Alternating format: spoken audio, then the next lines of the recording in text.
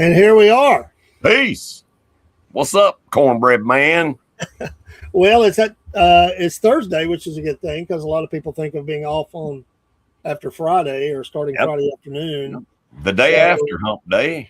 Yeah, the day after hump day. We call that neck day. I don't know about that. I don't know. Welcome everybody to Wolf Nation Sports. Remember, we do a little bit different sports. We do SFP sports with the racing hour, and it will stay with that unless otherwise we need it. And Wolf Nation Sports is our pop in and do whatever we want to do. A little different. A little different. A lot of different things. Could just be sports talk. Could be coverage or whatever. We're going to talk about mainly the draft tonight, but we'll try to mix in some scores. The Braves already won today. They just are on fire. They lost one. The Mets finally won a game last night. Oh, good for them. Yeah. The Braves are just killing it. They had one bad game where they got blowed out. And the Mets are winning tonight in the bottom of the second, 4-1. But the Bravos, they got out with a win 7-2 over Washington. Those are the best two scoring teams in the league, I think. I mean, they're killing it with home runs and stuff. And so they're doing good. But tonight is the NFL draft first round. Of course, we know there could be some mix-ups. There could be some trades. I suspect there will be at least 3 trades. Well, from what I understand, spots 6 through 10, that range right in there could be some chaos and trade down. There could be because there's going to be a couple teams trying to trade up. There's a generational player, or at least a player who is going to be amazing. And there's on each side of the ball, one on the defensive side, one on the offensive side. The Notre Dame running back, Love, and there's a couple of guys on defense. There's a couple, depending on who you talk to. There's one lock. There's one lock. There's one lock, and it'll officially start here in a second. Yep. And the Raiders will be on the clock. Yep. And Mendoza. Everything points to the Mendoza national champion. They played a great season. he is on the rise. Jeremiah Love on the screen. There's some players are not in the green room. Some players chose not to come. It's become popular to sit with your family. The fear is that you get stuck in the green room forever. So some teams have decided to sit with their family. Arvell Reese, all these guys are going to go very high in the draft. The Raiders need a quarterback. They need some other things: wide receiver, offensive line, defensive line, cornerback. Right. Paul, you got to have a good quarterback. You have got to have a good quarterback. That's true, and you got to have a good quarterback rusher. And I think the Jets are going to get one in Bailey. There's in the Jets. Some say they're solid defense. It's like the Falcons. Everybody says where they're going. If they get this and this and this, they'll be a great team. Well, then it never happens. But the Jets have definitely had talent on their team, so we'll see. They're in Pittsburgh, I believe, this year. That'd be fun. Pittsburgh to Steel City, and lots of goings on. There's the commish walking out. He's got the best job. Really, think about it. Well, yeah. He's the commissioner of a league that all the owners let him be the fall guy. They don't care what he says as long as he takes the heat for it. And the dude makes $30+ million a year. I mean, he's got the gig, man. He gets to get on camera. But the real power is behind him. It's the owners. Oh, and the guy, think about it. They're the ones with the money. Year. He doesn't have to plan a game. He doesn't have to do anything other than show up. I mean, he does league stuff and, collective bargaining and working all those things out. But he's got people that help him with that. He's got a great job. People hate him, and he loves it. He's that kind of guy. Paul, you have to be that kind of guy in that position. Could you handle being a guy in an organization that the fans hate, but could you just like laugh that off and be like, I don't care? I mean, or would that bother you? Oh, it wouldn't bother me at all. I didn't think so. I really didn't think so. No, it wouldn't bother me at all. I would probably thrive in that position. I think he does too. To him, what he hears, I believe in his ears, is cheers because they're recognizing him. I think for him, silence would be horrible. To hear something. But I would like to think I was doing a good job. And sometimes he's the only one that thinks he's doing a good job. At times. I don't really have a pro or against about him. There's things I don't like, but what I would fault him with, because the league is a monster. The league's making more money every year. He's doing his job that way. What I hate, and I think a lot of fans hate, is all the social stuff that he tries to do with the league. Just play football. Don't got to be. Yes, it's not a platform for your political beliefs. It's not a platform for your social whatever. We don't pay to hear what you think. Yeah. We pay to watch you play football. That's it. Period. That's it. Nobody cares what you think unless it's about football. Yeah, I wouldn't want some players to be coming out with a political R or D or I on their uniform like, you need to know who I could care less what their politics is. I'm not saying I care less about them as human beings. I'm just saying as a politics, I really don't care. Well, just the moron come out and do what you do, man. Yeah, the moron from the 49ers is the one that started all this crap, I believe, by Kaepernick, by taking a knee, during the national anthem. He should have been booted off the team right then. Yeah. I mean, that's my belief. I would have benched him anyway. I don't care how good you are. That's a good point. I think for him, I really wish somebody gave him a job so we could just see again how bad he was so that people shut up, because everybody said, well, if you'll put him on a team, there's at least 10 teams that need his services. Well, he failed with the one he was on. I mean, he absolutely failed, and he caused so much damage and problems and everything. And, he's just a radical guy. He could have played. It's not to say, I mean, heck, those third stringers, I don't think that are any good at all on some of these teams. But hey, they hold the clipboard, they help run the plays in and out, or whatever it is they do. It's all cool, Hey, I heard a really cool story today. There was this kid several years back. I forget the name of the football team. It was a college team, but they were having this challenge. It was a field goal challenge at halftime.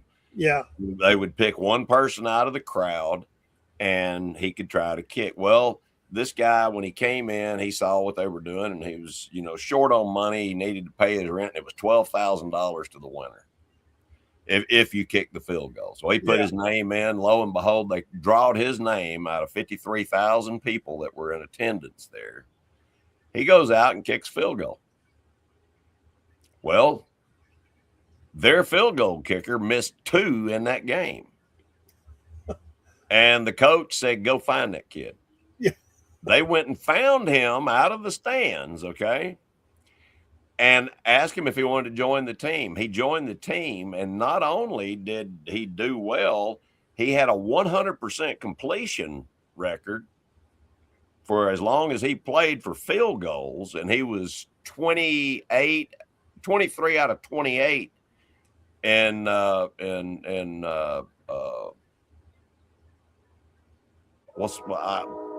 kicking the 3 point. Yeah. I'm sorry, I'm having anyway. It's okay. It's been a long day. Well, it's the concussion. Thanks for everybody joining with us. Come in and chat if you'd like to come up on screen. Talk. Yeah, definitely. Let's hear what you got to say about the draft or whatever. Send us an email. We'll be glad to have you up.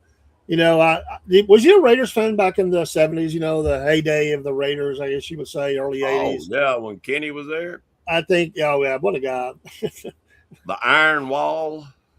They've got the hot camera and Mike on the Mendoza family there, and he already knows. I mean, this is a good. When they're on the clock, how long do they have? I think these are 15 minutes, and then they bring it down for the second, third, and then bring it down again for the rest of them. So it's a long first round, which it gives you a lot of time to talk about players and teams and stuff. Right. Make deals. The Raiders have struggled for a long time at this position, although there's a lot of players in the next few picks that they could definitely use. And I'm sure some of those defensive coaches are thinking, man, I'd love to get my hands on this guy, maybe other offensive players. But as we said, you got to have a good quarterback. I think he has all the tangibles, all the tools. He doesn't have everything. I mean, he moves just good enough to, I believe, avoid trouble. But he can make all the throws. I mean, he proved that. And he's a smart guy. He'll take the hit. And this, you just have a good quarterback. He's tough. It'll bring excitement to the he's 6'4" 3/4 they were putting. And what a year for him. I mean, every week everybody was doubting this team that they would win, the college football championship. And every week they came through. And there's a lot of other good players on the team. It certainly wasn't just him. But they show some of the highlights right now on the TV. I mean, He can make all the throws. And hopefully, and they've got some talent there on the team, but they're going to have to surround him, and they need to have a good rest of the draft. This is a great start. And it'll bring, like I said, they can start kind of putting the team around him and improving that as they go. But some of the teams in the first round or in the whole draft, don't have a lot of picks. Some of them have an abundance of picks. I think there'll probably be a trading of picks to move up in the draft, and some teams move back who need picks. And there's some teams don't even have a first round draft pick. Hello, Falcons. You don't have a first round pick. But they did get some good news. Why. They did get some good news. Their defensive lineman, from Tennessee, who had all the felonies, they're going to drop all the charges. He's got a couple things he's got to do. He may still face penalty from the NFL. Right. I suspect he probably will. But at least he's not saddled with all those felonies, because his career would have been over and maybe life. Spent in jail. But they did work all that out. They've all signed off on it. The law enforcement, the victims, everybody. I don't know if any money changed hands. I suspect it probably did. It pays to be rich, But it is good news for the Falcons. Maybe it won't be for the whole season, but he's going to lose some games. I would just think your personal conduct. They dropped the charges. NFL could always go back and do some of that. Booger McFarland. I'm not a huge fan of him on this show, but it is what it is.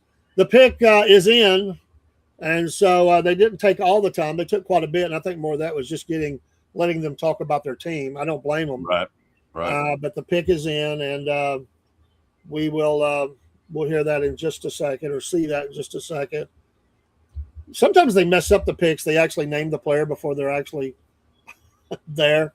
Right. Yeah, he's 6'4", 3/4", 236. Comparing him to Drew Bledsoe, that's a good analogy. I've heard that one before. Who was about the same height and everything. Drew Bledsoe was an underrated quarterback as far as I'm concerned. Yeah, and then you had Tom Brady come in behind him. Amazing, you know. Yep. Here I had all these Drew Bledsoe cards that I collected, and then it wasn't that they were worthless. It wasn't that they were worthless, but man, Brady just set the standard. Who knew, right? He definitely elevated the position, that's for sure. I am not a Patriots fan at all. I'm not, but I did like Drew Bledsoe. Did like Drew Bledsoe. Yep. So the Raiders, you know, they just, you know, I think they got some good things going on. A lot of people, you know, probably mad that they left California, but I think it was good to move to Vegas. I think this is they just need a winner there. They got to have a winner. I'm glad the Jets moved. I think everything ought to leave New York. The Jets need to leave. Hochul and Mondami have ruined it. Pick is in. Cook may join us tonight. Big Cowboy fan, you know. Yep. He's fixing to step to the podium. They got to make sure he is a big going.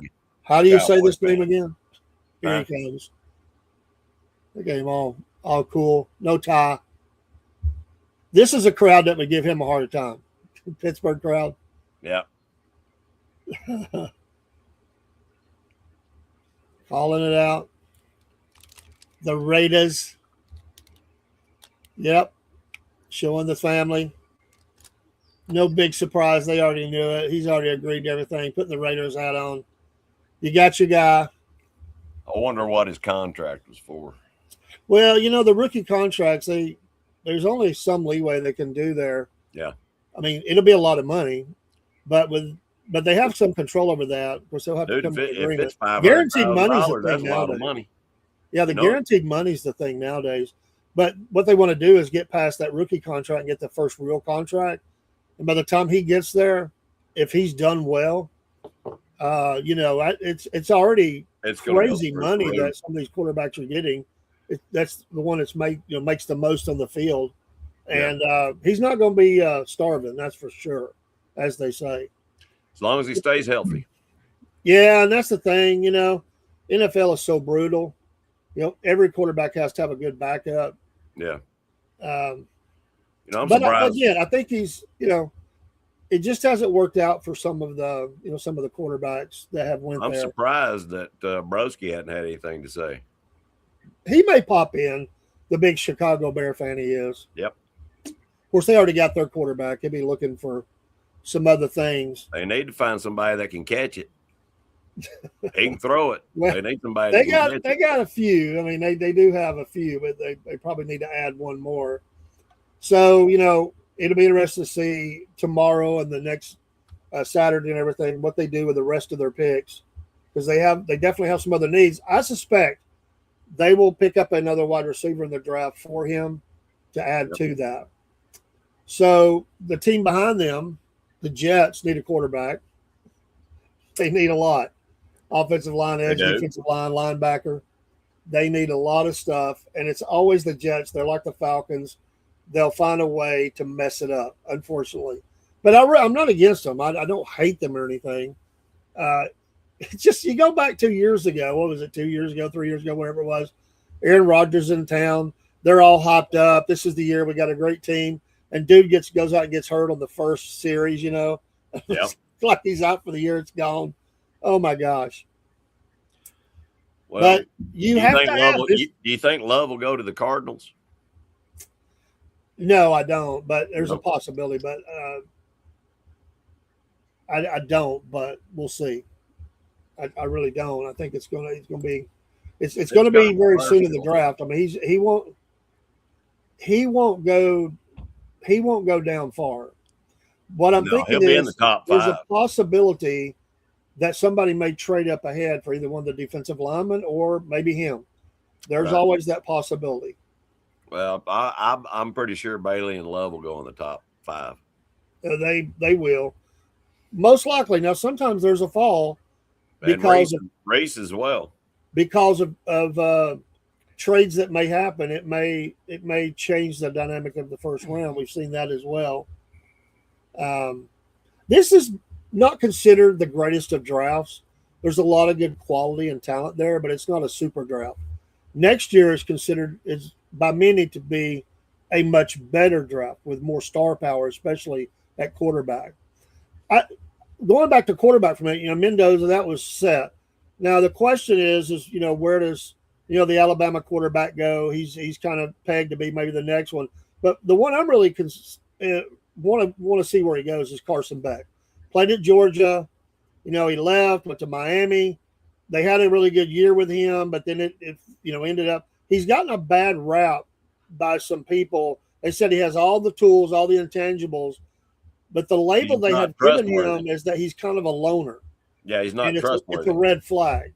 And it's true. He's never been that rah, lead the team kind of guy, but he can make all the throws. Talent alone, somebody's going to draft him. I'm curious about where he goes. He has a possibility to be a starter, although he may be a career backup in case there's somebody injured come in. If he goes to the right situation, he can start. He'll go somewhere coastal. He does like the coast. I could see him going to Charlotte. Oh, the pick is in. The Jets wasted no time. So they're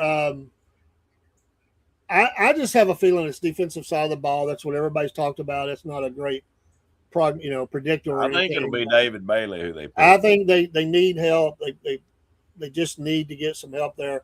Oh, it's really hard to avoid some of those wide receivers. There's a 2 or 3 star power on the board. I mean, really good. If there's not a great quarterback selection, honestly, but there's some really good receivers. So the pick is in. The commissioner's at the podium. They got some weird lighting this year, like this green. I like the steel thing, and there it is. You're right, David Bailey, Texas Tech. Yep.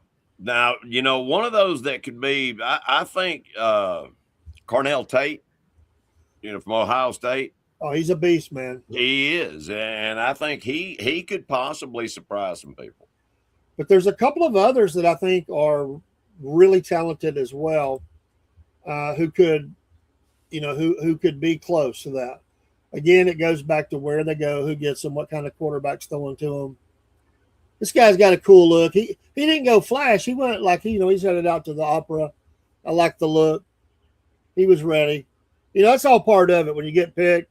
What's your outfit like? If you're going to be in the green room, you got to be profiling. And he's definitely got the shades on. He's got the look. Boy, they got a long walk. My gosh. Looks like they're coming from the back of the building. I mean, that is a long walk. Oh, yeah, they have to go up and put the hat on, take the picture. That's pretty cool. The Jets. He'll get a lot of publicity. That'll be marketing capable. Playing in New York.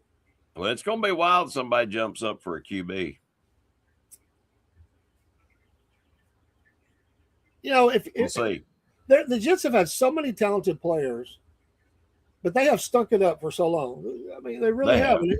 Ever since Broadway Joe was there, they're getting better. But one of your if not your biggest market, one of the biggest markets, and you have these teams that have been playing second fiddle to even the Patriots up, further up, other teams up the East Coast. But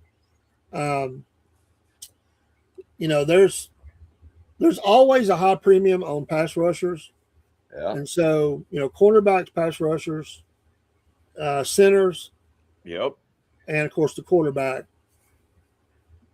But, where it gets a lot of love, no pun intended, is his breakaway speed that he can do anything on the field. A lot of people criticize the Falcons for taking Bijan Robinson, but I didn't. I said they need to take him. He's generational, but they got to put a good team around him. Yeah. And that's you talk about, those linemen, Kelvin Banks Jr., he was offensive tackle, Texas, I believe. He could go pretty high in this draft because his numbers were outstanding.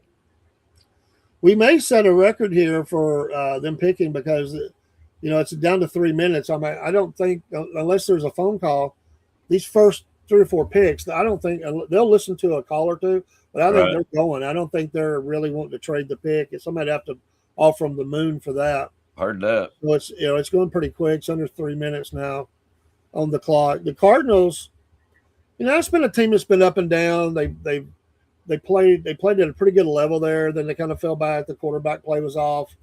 They definitely need some stuff. When you Right. look at this team, I'm not against them. I like what they've done out there, where they play at, and all that. All the teams are getting new stadiums, or most of them. Yeah, the quarterback, offensive line, edge, defensive line, linebacker. They need a lot, so we'll see which way they go. Could this be a spot? I mean, there's so much talent out there for all those things, but could this be a spot where they say we go get the quarterback? Well, that's a Or possibility. or is there somebody wanting to trade up and they can trade back a couple of spots? That's always a possibility. I don't think they will. Who's available at quarterback? The Titans are up next. They need a lot. They're going to go with Reese more than likely. They've already got their quarterback. Unless something they really need. They're the ones that amazing need happens. Well, it looks like the Cardinals are going to take the whole clock. So we'll see. Why not? Remember the old days, they would be sitting there in the little room. They had the little NFL jackets on with the phone right in the center. It's so much different now. Yep. The draft has become an event, and it's always been an event, but it used to just be media tops. I mean, there wasn't no fans there. It might have been some out around. Oh, yeah. This is really widely. And they're all sitting at tables in the same room. Let's go over, hey, man, picking up the phone. Owners are. It works anymore. Yeah, they got their guys there, but everybody's got their war room now. Yep. They're talking back and forth to each other. There was an old the pick is they're all in their perspective state. Remember the old TV show Coach? I love that. Yeah. And he went to the NFL team. He's trying to get his pick in. That was hilarious, man. That whole thing. I love that show. That was a good show. Well, it's if you know Mel Copper. I mean, he's aged a little bit, but he really doesn't look that different than he has for 20 years. Right. I mean, the dude, he looks the same almost. I love that little scene years ago when the Colts were when he criticized their pick, and Mel Copper, anyway, he said, well, who the blank is Mel Copper? he was pretty new then. They play that usually every year to say, he was right on that pick, and they were wrong. The pick is in. There's a couple of Georgia players that could go in the first round. Talking about the Bulldogs.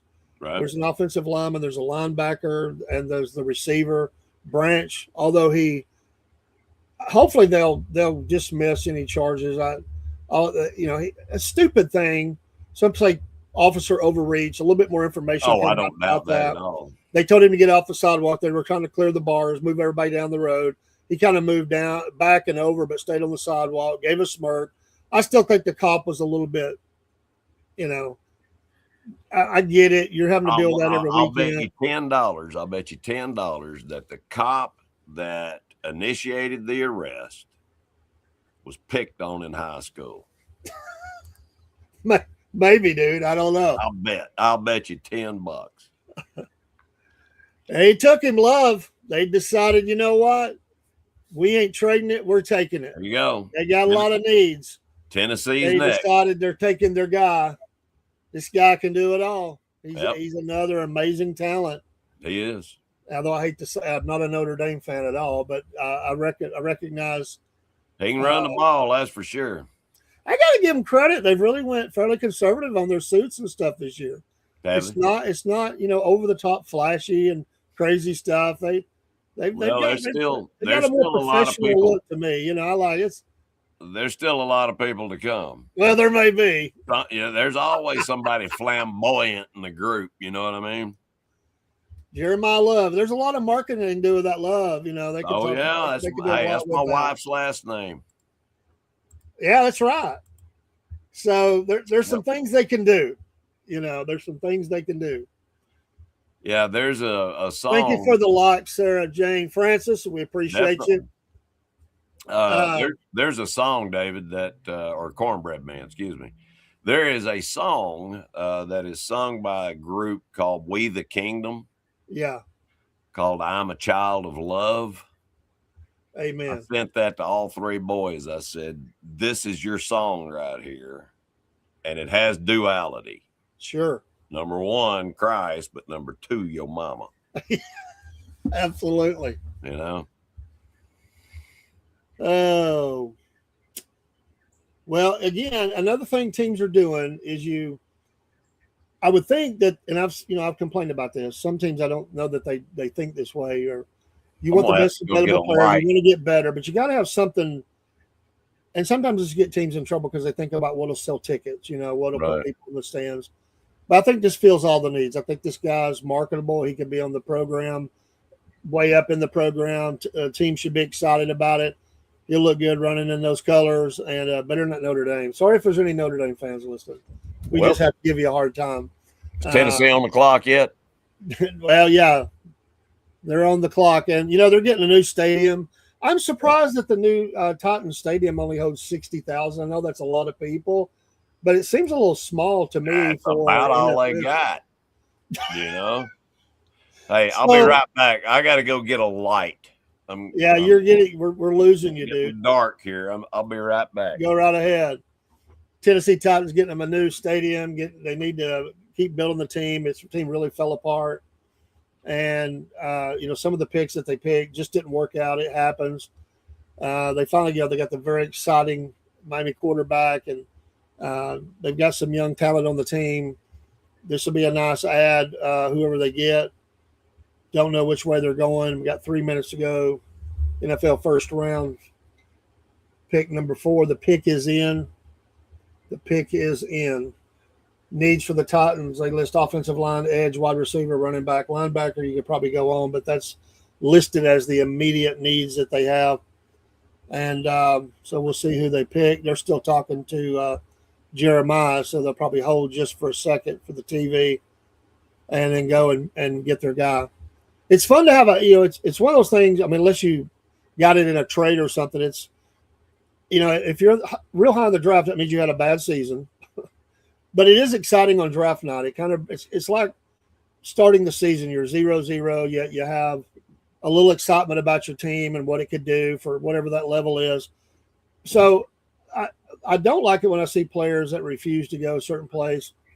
Because that's how you get better. You got to have good. Yeah, it's better, man. You got to have good players. But hopefully, nobody this year is going to say that.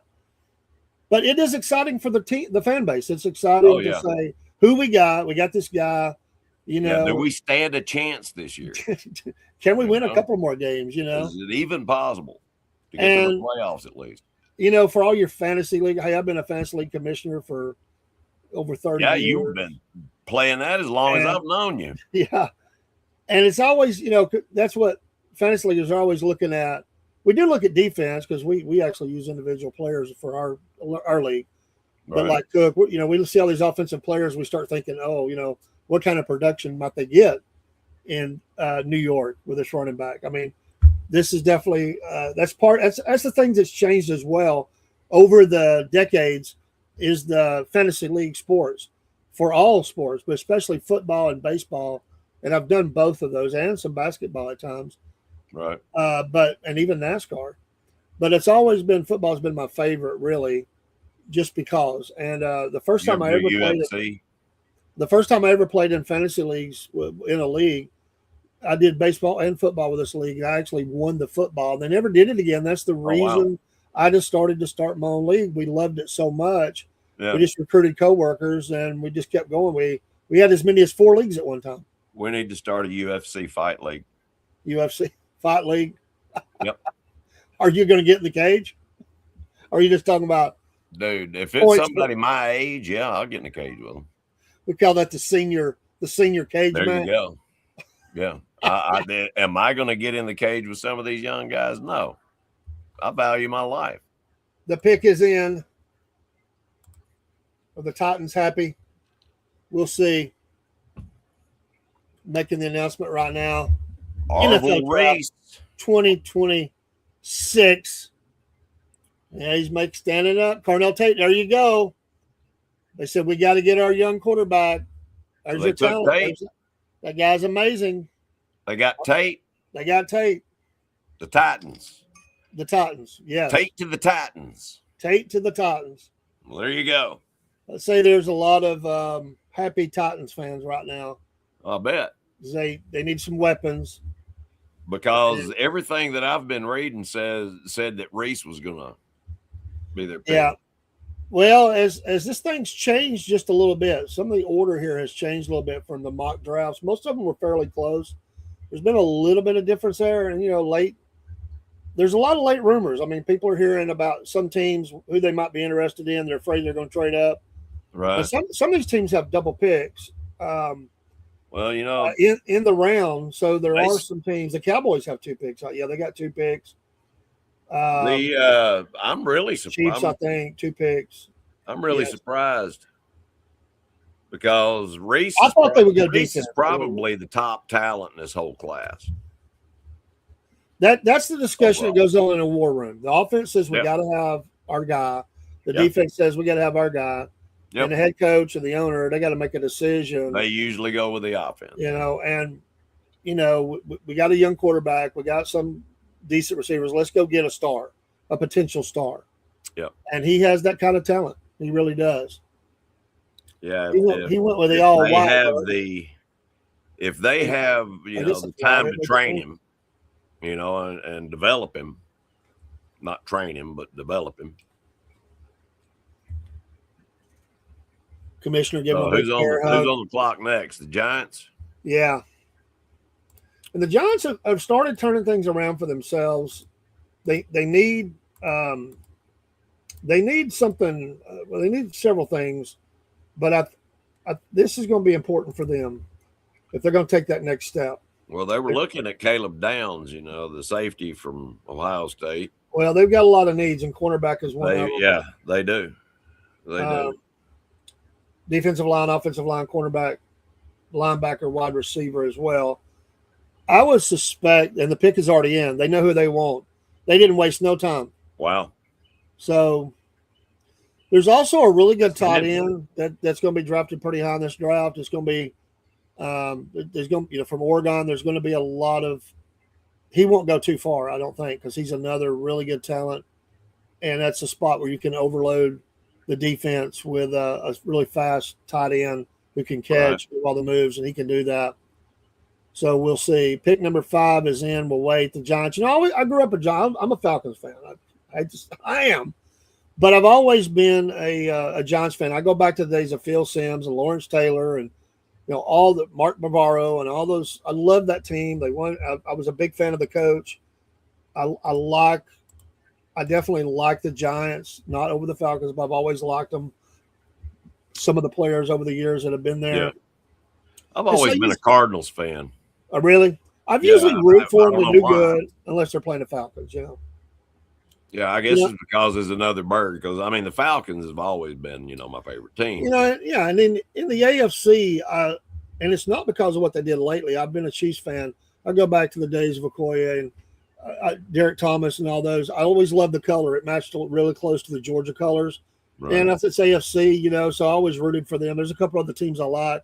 I really like the Texans. I love the Texans. I love their team, their coach, the moxie of the team. I used to love the Oilers back. I know, and it ticks me off. We lost the Oilers, Yeah, back when Newsom was running the ball, boy, he was something else.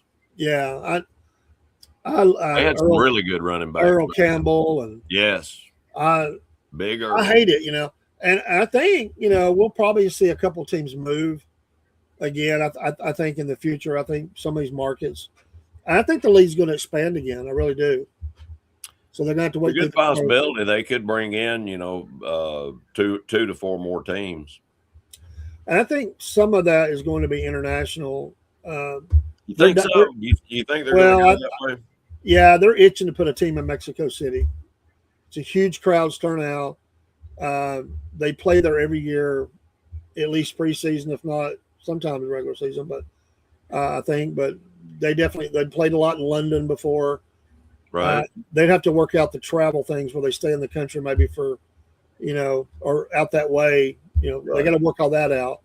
Well, Mexico City would be I mean, I could understand, that choice.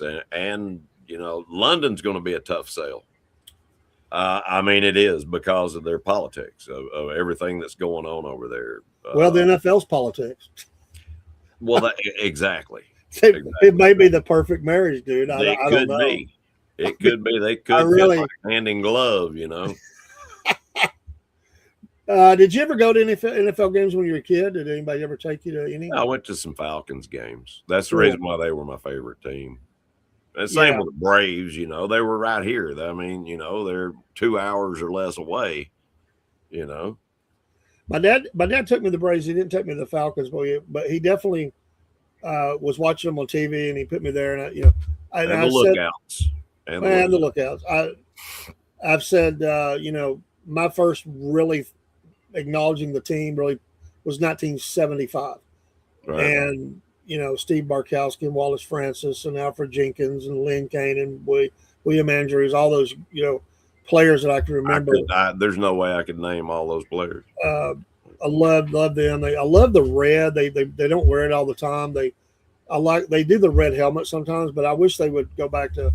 I like the black, but I miss the red. I really do. I think it's a good. Well, that's the color they started with. They were red and black. I think it looks good with the black falcon on that red helmet. Yeah. That's what I grew up with. That's what I like the most. I like the black, but mix it up, do both. But I wish they would come back variation. They've run, and all the teams would play around with the fonts and the color variations year to year because they can sell different jerseys and people want to get the latest jersey type and all that. In the studio here for the podcast, I have the Bijan Robinson NFL straight from NFL shop. This one is about 3 years old. I think it's around 3 years old, 2 years old. However long Bijan's been there. I got it when he first came in the league. And it hangs up here as well as a Georgia jersey. It's right there behind me a lot of times. You can see it. When I'm in the studio, you can see it. I do have some other jerseys that I've bought. I found them on good deals. I've got some Jaguars and a couple other teams that I have. Sometimes the kiddo wears them because they're long, and it's not as much now because she's a teenager. Who was that crazy? Who was the crazy guy that played for the Panthers? It might have been. I can't remember who, but he killed his wife or somebody, put her in the trunk of a car. Oh, Ray Caruth. Was it Caruth? That was one of them. She was pregnant, and just stupid. They beat her to death. Well, I think on that one, is that the one? No, there's been different ones. I thought that was a shot. They shot her. No joke. I mean, these guys, come on. Lord, you get a little money, and these people go crazy. Yeah, he didn't want to have to share it, but you know what? You stupid. You killed your kid, killed the lady. You spent the rest of your life in prison. I mean, what's that? That tells you right there. It was really good. I'm going through this in my life right now. I can't talk about it, but some people choose money over being a decent human being. And it's good that God reveals these things to you, over time through their character. And the word says, dust your feet off when you leave, and we have an opportunity to do that. Exactly. And that's all right. There's the pick. There's Reese. Nice pick by the Giants. Brings back, you think of all the great linebackers they've had. Yep. I was a huge Florence Taylor fan, man. So the Giants took Reese? Yeah, Giants have got Reese. Good deal. Ohio State. They traded up. That was a good pick. Yep. Ohio State's got a lot of good players. Ohio State's got a lot of good players in this first round. Well, that's been a loaded team. Even though they didn't win it all, they're definitely a loaded team. Yeah. Got the pick is in already on the Chiefs. They need cornerback, wide receiver, edge, defensive line, offensive line. I say of all that, they've addressed it a little bit. They need to get their offensive line back. Are the Chiefs up next? Yeah, the pick is in. I thought it was Washington. Well, they're on the clock, but the Chiefs have already got their pick. Wow. I told you they're running fast. Oh, there's a trade alert. Uh-oh. Trade alert. Cleveland Browns trade pick to Kansas City. I was wondering why. I thought they went that high. So Yeah, here that's you what I was go. thinking. They want to get their guy. Well, here who it is. I'm not hearing it, so I'm just going by what I'm seeing. But they have traded into this spot, Wow. and Cleveland picks up probably a pick or two. I don't. Well, of course, their first round pick. They got something outside of So it. I'm sure. Kansas City, or did you say Kansas? The Browns get number 9, 74, and 148. So they're picking up a couple extra picks. The pick is in. The pick is in. The heck, fire. Reese has not even got up there yet. So they're still trying to get. He's on the stage now. So the Chiefs are having to hold here. So, question: the Chiefs are number 6 now, right? Yeah, and the Browns. I bet you they're going after Tyson. I don't know. This one perplexes me. I'm not sure what they're after. I bet you they're going after Tyson. But I know it's not going to be a lineman. I just don't think that. I could be wrong. I'm wondering if they're going after the tight end to replace Kelsey when he moves on. That's a possibility. They do need weapons. They've never had the offense when Tyreek Hill left. They've never had the downfield ability that they've had before. It could be one of the speed. They could have it with Tyson. Either one of those would be a great pick here for them because they have got to get down the field more. The Dinkin and Duncan has not worked for them, and even though they've won some games, they've lost some games, and they just haven't been as powerful. And, Andy Reid wants to get at least one more Super Bowl before he steps aside. Yeah. I like him. He's a funny guy. I like the commercials where they're eating the burgers and stuff. It's funny. Right. A lot of people don't like Mahomes, but I just knew he was going to be good from college. And his brother's a dork. Mahomes is just a terrific talent. But he can throw every throw and make up throws. Yeah. And I'm surprised we hadn't seen him throw one behind his back. Under the leg, jump around. Yeah. Pirouette. Front flip. The front flip bomb. The front flip. Man, think of the momentum you could get, doing a flip and letting your arm come over the top, doing a flip, the front flip. Folks, thanks for everybody that's watching. Love football. You obviously like something about the NFL for being here. Give us a like and a follow and a share and all that. It really does help us. Just so you know, say hi to us. And we love hearing from people. If you send us if you just post in the chat that you would like to come up, you can send it to the email. And we got a couple different emails. We got one showing. So the pick is in. Here we go. The Chiefs they moved up. They gave away their first round and 2 other rounds, a third and a fifth. So they really wanted this pick. They moved up. They must have thought somebody was going to take it before it got to them at 9. So who did they pick? I've seen no leaking of the information. It may be out there on X or something, but we will see who they're all standing in the war room. Pick is in. Could be Tate. Well, Tate already went, remember? Oh, that's right. My bad. I'm not writing anything down I need to be. Who all's gone. Well, let's see here. Here he comes. Kansas City. That's one trade. I think there'll be a couple more. I really do. Jordan Tyson. That's my pick. No, Mansour Delane. They did go with that cornerback. Wow. He was talked about, Mansour Delane. He was talked about a lot leading up to the draft of his really being the dog at that position. I mean, just what he can bring. They did have some trouble stopping people. So they went up and got their defensive guy. He's 5'11", 3/4. He plays bigger than that. He's 187 pounds. But he's a difference maker.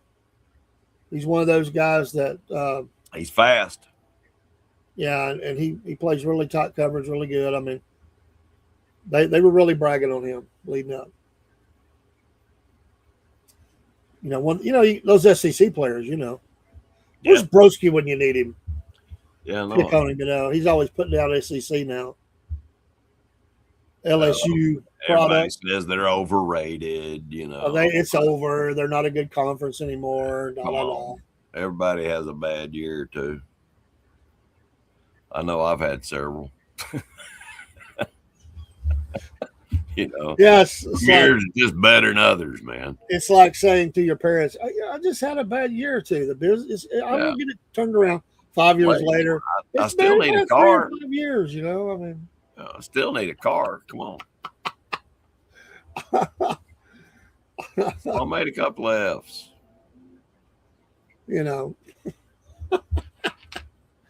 Oh, parents, they just have this eternal hope that their kid's going to get it figured out. It's like, if you ever heard some don't. You ever heard Jeff Foxworthy talking about his nephew? Said his sister had a boy, his nephew, obviously. Thought he was just the smartest kid in the world.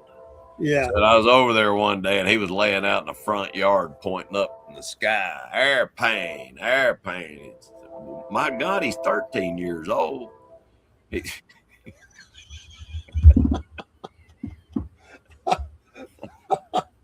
All right. Oh, man. I didn't do it justice, trust me. Jeff Foxworthy does it a whole lot. I know. It's like, it's like one day I was doing I think I told you this. The Commanders pick is in. I hate saying the Commanders, but the pick is in. The Redskins. At the one day at the box store, the big box store, don't say the name. They come out to the car and arrested this mother-daughter. They were both on the scooters. Really? So they rode out on the scooters. They ran out and stopped them at their car. And the officer and the loss prevention manager or worker or whatever it was, they escorted them back in. So there was this slow roll back to the office where they deal with all that on the scooters, dude. And then about 30 minutes later, I joke not, 2 police cars pull out. Mom's in the first one, daughter's in the second one. They're both looking out the window. I was like, that is the saddest thing I've ever seen. Wow. They both went shopping and decided to steal, and they both take the ride. Good God. The slow ride. Slow ride. Yeah. That's what I was hearing was fog hat while you were doing that. And it took them forever because, people don't charge those carts like they're supposed to. And not being mean, they were a little bigger. And I think it slowed them down. It was a little heavier on the wheels. It has to. I mean, them things can only go, so fast under pressure. I've seen some of them wide things. Receiver, offensive line, safety edge, linebacker.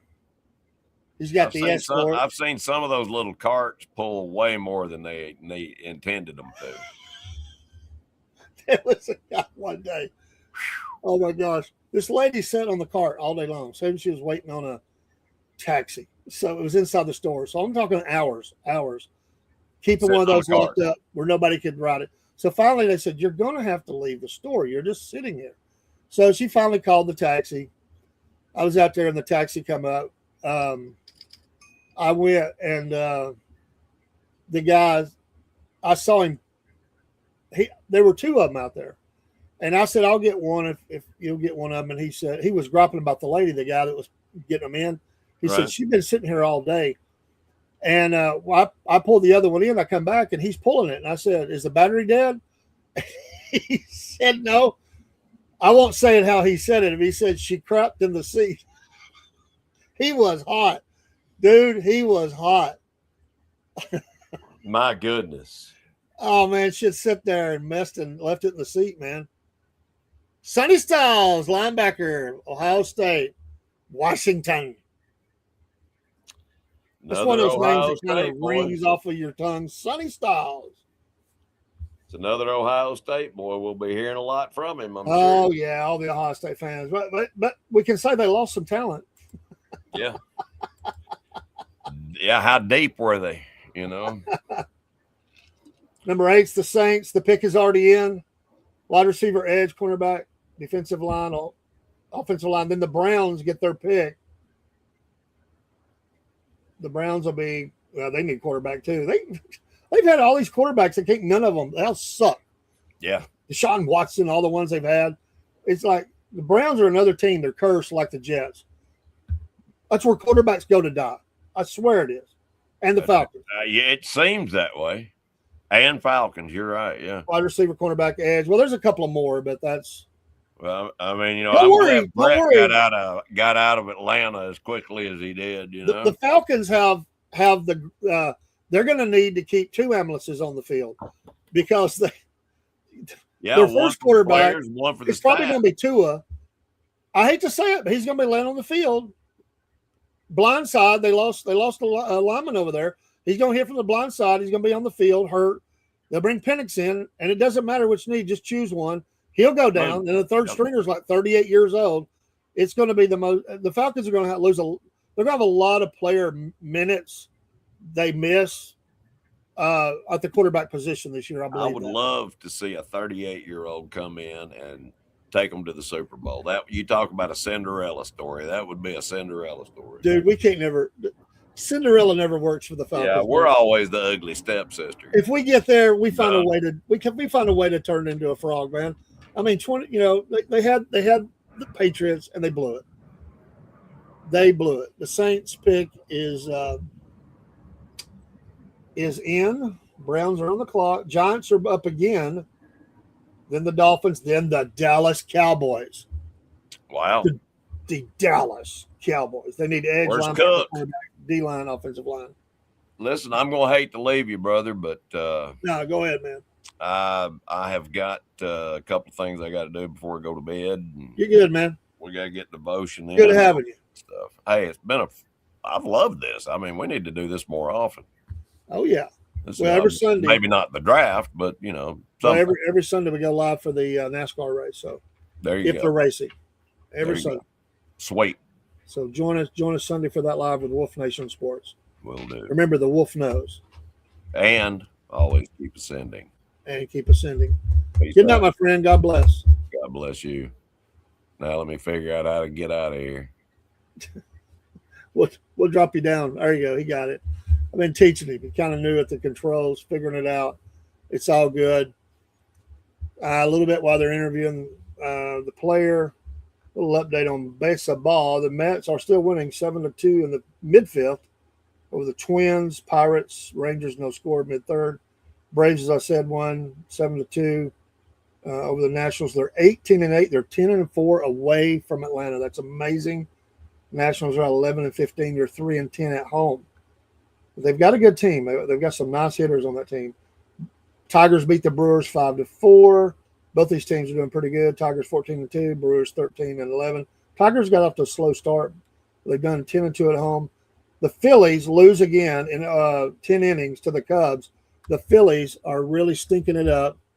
They are 8-17. They're 3-7 away. The Cubs are 16-9. The Cubbies look to be really good. Assad got the win. Banks got the loss. Padres beat the Rockies 10-8. Padres are 17-8. Rockies rough start. White Sox 4-1 over Diamondbacks. Both these teams, the Diamondbacks are 14-11. White Sox 10-15.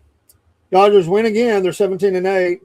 8-5 away. Giants 11-14. The Giants are off. They picked up a few games, but they're off to a horrible start. This team is expected to be a lot better with their new coach from the University of Tennessee. The Yankees beat the Red Sox 4-2, 16-9 for the Yankees, 9-16 for the Red Sox.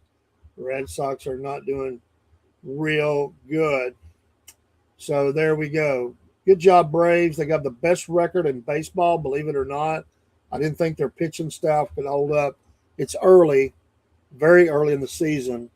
They've got help on the way. Outside of a couple of really bad blowouts, they have played really well. The hitters have gotten hot. The pitching is going to the relievers are lights out. Of course, they lost Iglesias to the 10-day, but their backup is just really as good. So they're really blessed that way. Got to get Strider back. There's a couple other players that need to get back, but this team looks really good. So congratulations to Bravos. They were predicted to finish third. Right now they're first, and they are rocking it in the league. So we'll see. Maybe the Mets get another win. They are 8-16 on the season, second highest payroll in baseball. Second highest payroll in baseball, and they're 8-16. Heads are going to roll over there if something doesn't happen pretty quick. So you can only be patient so long, and then you have to do something. So again, they're on a commercial break. They got to hold for that. So I suspect it'll go Saints really. I think their pick is in. Then the Browns really quick, maybe even the Giants really quick as they get back in. We know the Saints pick is in. They can't officially say that for the others, but I suspect they have that already. And so we'll see. Love the draft. Always love it. I've always watched it. If I had to work, I would try my best to keep up with it. I like to watch all the teams and just see how this thing goes. And it's fun if you're in fantasy leagues to kind of see what opportunities they might get for the teams that are, that you're going to, who they go to, and are they going to be good rookies, or they get to play at all? Or I think nowadays most rookies are expected to contribute. Quarterbacks sometimes are still held in reserve behind someone that is mentoring them along, and you just have to wait and see. But usually injuries or something will affect that, and they will come in. Copper's best available: Caleb Downs, Tyson, of course we mentioned. Few others there. I'm looking at the positions, and we should see a run on some tackles, offensive tackles. That it's about that time of the draft where you will start seeing offensive linemen, defensive line. We've seen a little bit on defense. Offensive line has not been there yet. This may be a good time for that. So we'll see what they do. The Saints definitely need offensive line, so we'll see. But there is a lot of talent there. It's hard to ignore that. But you got to have your line. I think they should make the commissioner just stay out there, sit in a chair. He has to walk back out. He's trying to get the fans all stirred up. The Saints, in the house. Who dat? I like how they put the background for the team that's up there and turn it to the colors. That's pretty cool. I love what the NFL has done with the draft and making it a fan event that is hundreds of thousands strong. I think it's a win-win. There's no other draft that's anywhere close to what they're doing, and I applaud them because they own it. When you're talking about drafts, they own it. Tyson, there he goes. So they stay on the offensive side of the ball. Get that young quarterback another weapon. Arizona State. Jordan Tyson. He kind of sounds like a Saint, honestly. So, yeah, the pick on the Browns is already in. The Giants are on the clock. I suspect their pick is already in. This thing took so long for the commercials. So, a lot of receivers early. I was a little surprised. I didn't think that they would be this many yet. And but what this does when you're kind of analyzing a draft, it's pushing some players lower that some people thought might not be there, and it'll be those in the trenches. And somebody's going to get I think of Proctor from Alabama. Here we are this deep, and that guy's not been drafted. We're waiting on the 9th pick. I'm shocked. I get it, though. People want that. They want the game breaker. They want to put something with these young quarterbacks and get them some help and all that. I get it. There's a lot of ways you could go, but you got to protect those guys. You got to open up your running game. And this is a little shocking that we're at pick 9 and so far not an offensive lineman. I think that's going to change in the next 2 picks. It may not be Proctor, but he's going to go among the 3 top offensive linemen, and his ceiling is very high. He's still getting better. He's nowhere near. Got a little tears going on. The emotion hits you. Hit him hard. He's went to the knee. Bless his heart. It's just a big moment. You think of how young sometimes we forget how young these. I'm not saying anybody listening.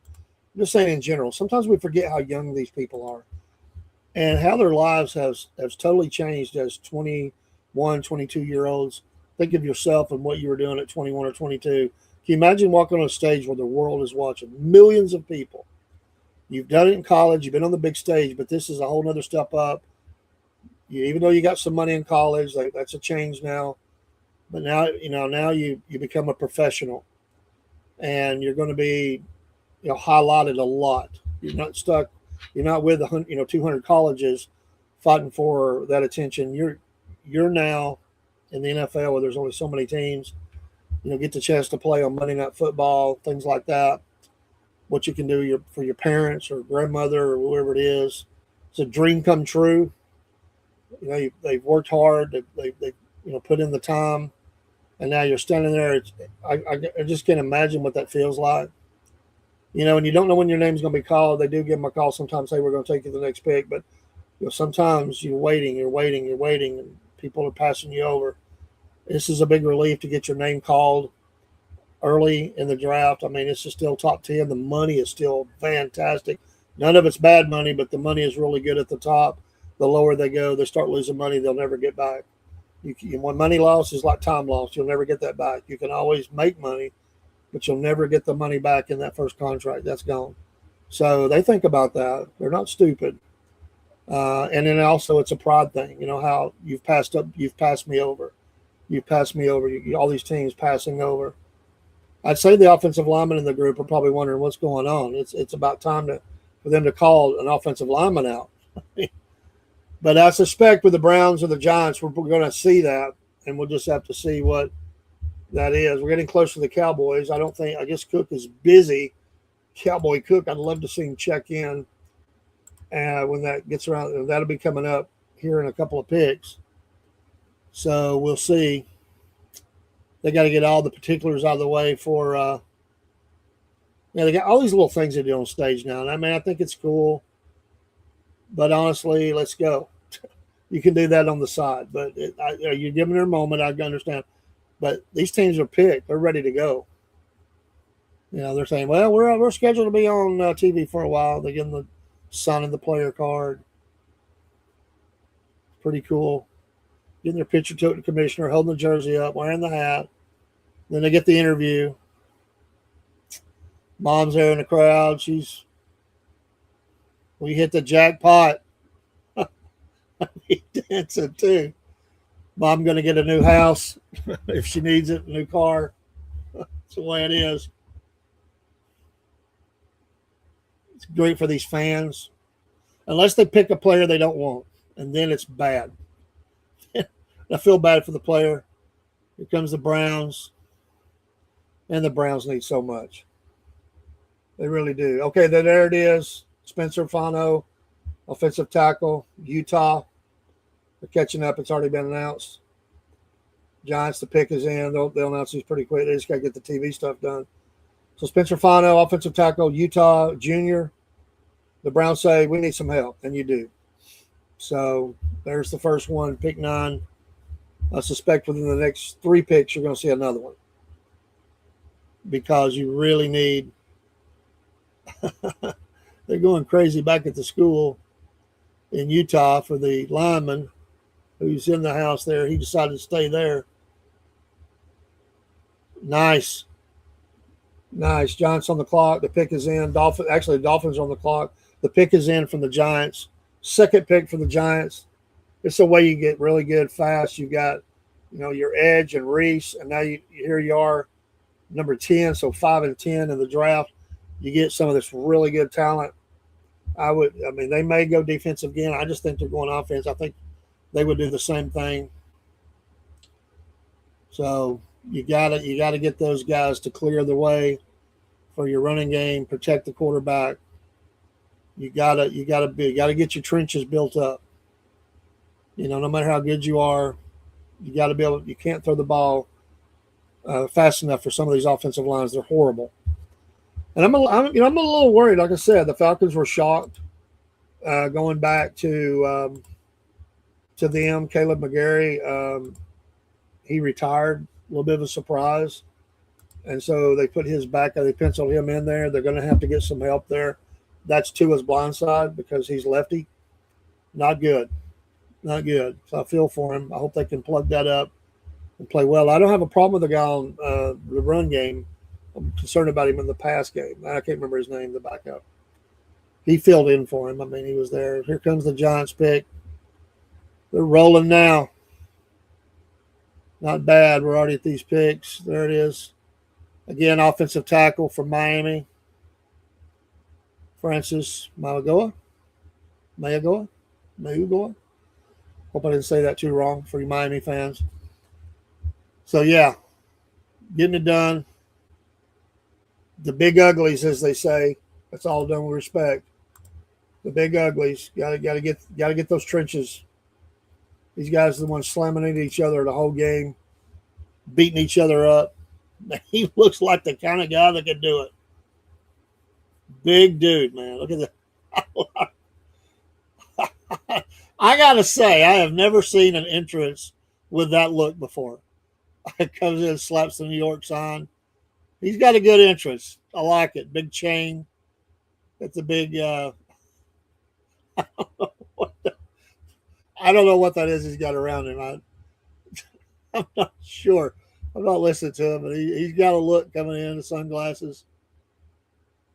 Give him the shout out to God, and he says, "I'm not crying." Oh, he's got stuff on the back. He's coming in with attitude. Oh, kiss the hat. Nice moves, dude. He's checking off all the boxes for a new pick. Gave the sign, a high five, kiss the hat. Coming in, rocking it, ready to go pick it. This guy's going to pick up the commissioner. I don't bet, but if I was betting, I would say he picks the commissioner up and sets him back down. It's a big guy. Come on, he didn't do it. I would do it. He's going to be nice. He's not. Look at the hands on that guy. I guarantee the commissioner's hoping he don't pick him up.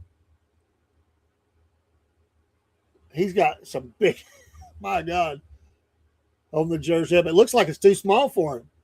I don't think they got the proper size. It looks like a linebacker, 6'5.5". Of course, over 3, all the good ones are now.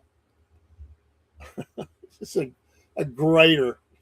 I love it. That Miami team did really good. It was, wasn't a fluke. They're a really good team. Miami's back. Showing him out here blocking on the run, blocking in the pass. Let's see how Miami does now going forward.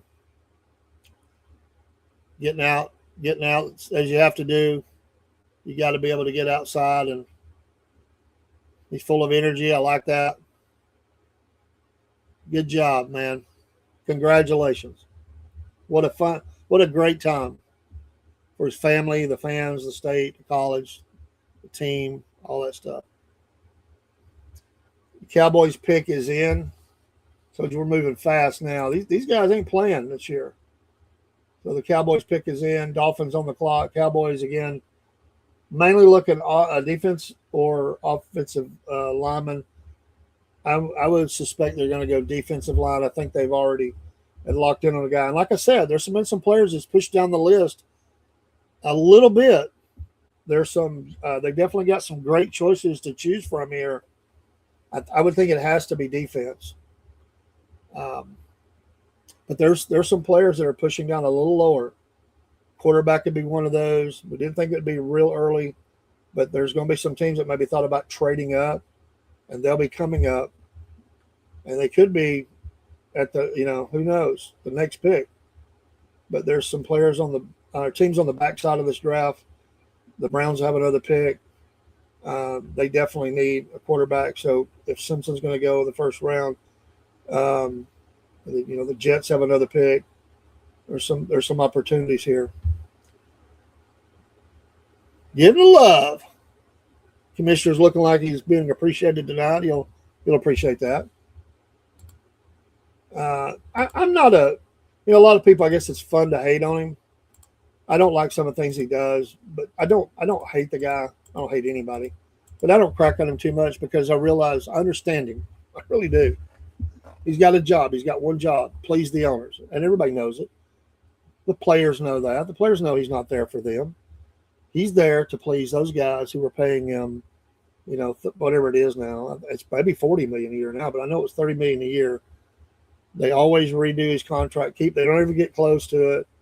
This guy will have this job as long as he wants, as long as he's accomplishing what they want. And the players get mad. The unions get mad.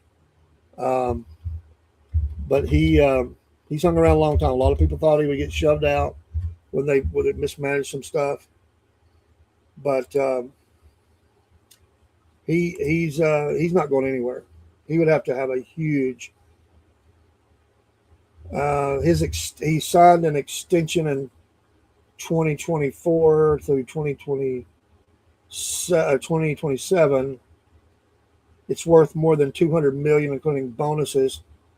Brings his total earnings with the league to about $700 million since becoming the commissioner in 2006.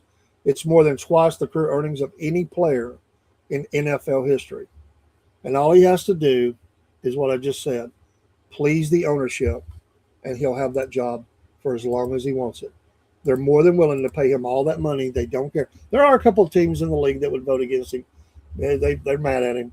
But he's got all he have to do is have the majority, and he's got that. He'll hold on to that. Whatever, I don't know if it's by number or higher. It may not be just one more than half.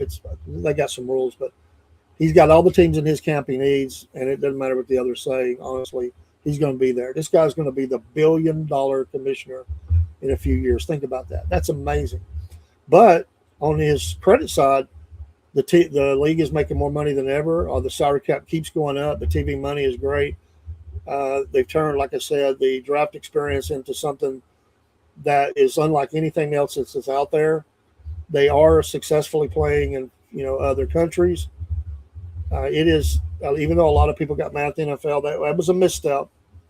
They kind of downplayed that just a little bit. They're still doing something, but they downplayed it a little bit. And there's some fans will never go back. I've got friends. They say I'll never watch another game, and I say I understand your feelings. I don't watch. I've decided I don't watch the pregame too much anymore. I just turn it on when the game's coming on. But that's a lot of that's because they just don't. They need some new talent. That's one thing. Some of the TV folks they need to have some fresh in there. It's getting a little rough. I love the guys that's been in there and gals. I think they do a pretty good job, but they need some new blood. They've got some, but it's looking a little rough on the old set. But I like what a couple of them are doing. I think the Prime that started off a little shaky, but it's been very successful. In the season, the NFL plays on most nights. Think about it. You got Sunday night football, Monday night football, Thursday night football, Saturday football, Sunday football, and there's going to be some select Friday football. Here comes the Cowboys, the Dallas Cowboys. The pick is in. Caleb Downs, Ohio State safety. Cowboys get richer. Good guy here. Another Ohio State. Man, they're rocking the first round. A lot of talent. Big hitter. Cowboy Cook will be happy. I don't know what he's doing tonight. I thought he'd come around. Maybe he's afraid. He wouldn't like the picks. Dolphins pick is in. Rams are on the clock. Rams are in an interesting position here, too. They're in a very interesting position. Might they gamble and go ahead and take a quarterback to work behind their star, who will undoubtedly be leaving in a few years? Let him do that. I don't know if you want to pay that kind of money, but the Dolphins pick is in, as we said. Caleb Downs, Ohio State. Oh, he's picking up what the other guy did. He stopped in front of the star, gave it a little gaze. This will now become a thing for the rest of the picks. Dude set the standard on that. I would have stopped in the hallway, took the selfie with the thing. I mean, like, who else gets to do that on that night? That hallway. Not everybody gets to walk down that hallway. You came to the draft. I do the selfie. Here I am. I didn't do a little video. Here I am. But they got the thing down there. They put the hat on. Had a hard time getting a hat on with all the hair. Dressed very professionally. Looks good. Coming in appreciation, blowing kisses, and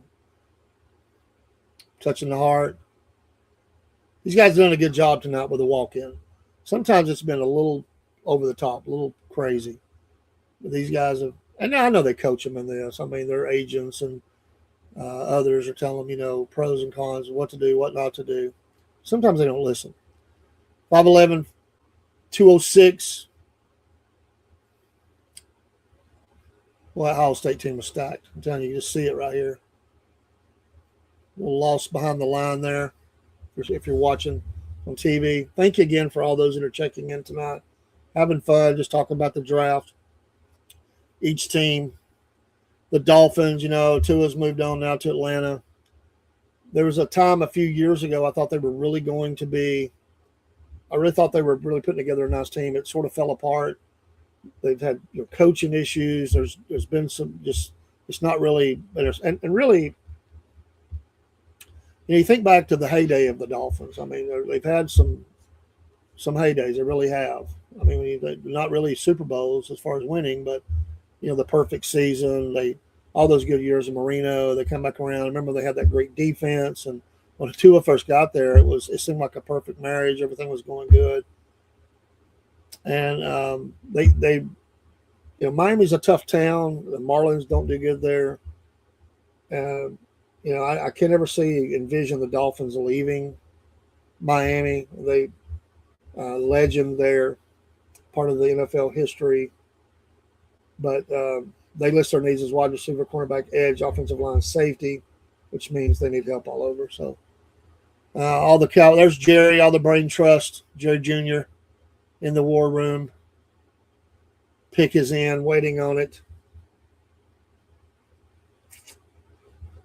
For the Caleb Downs, they're excited about that. He's doing his interview. They get to slap each other on the back, say great job. Now the Dolphins waiting patiently.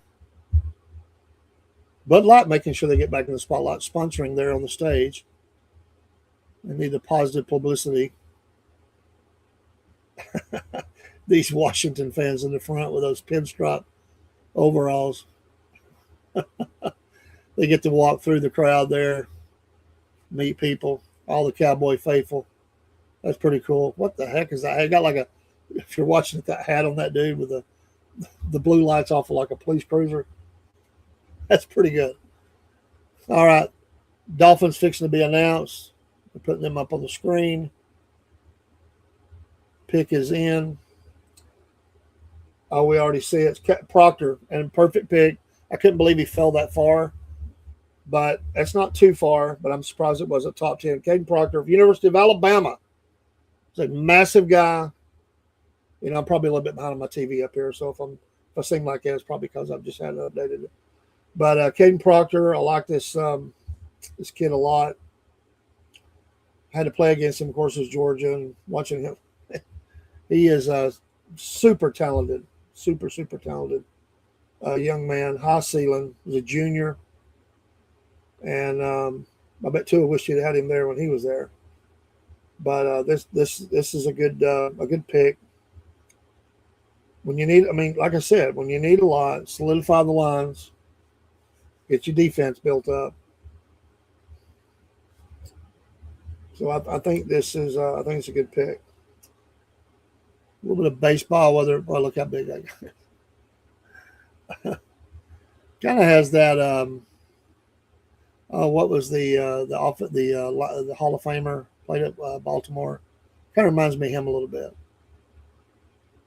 6'6", 352. Big dude. They need him.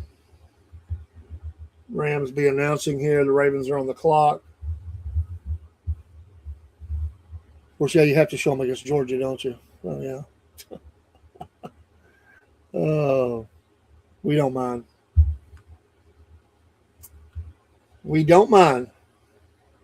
Well, that pick's coming in. Mets are still winning 7-3.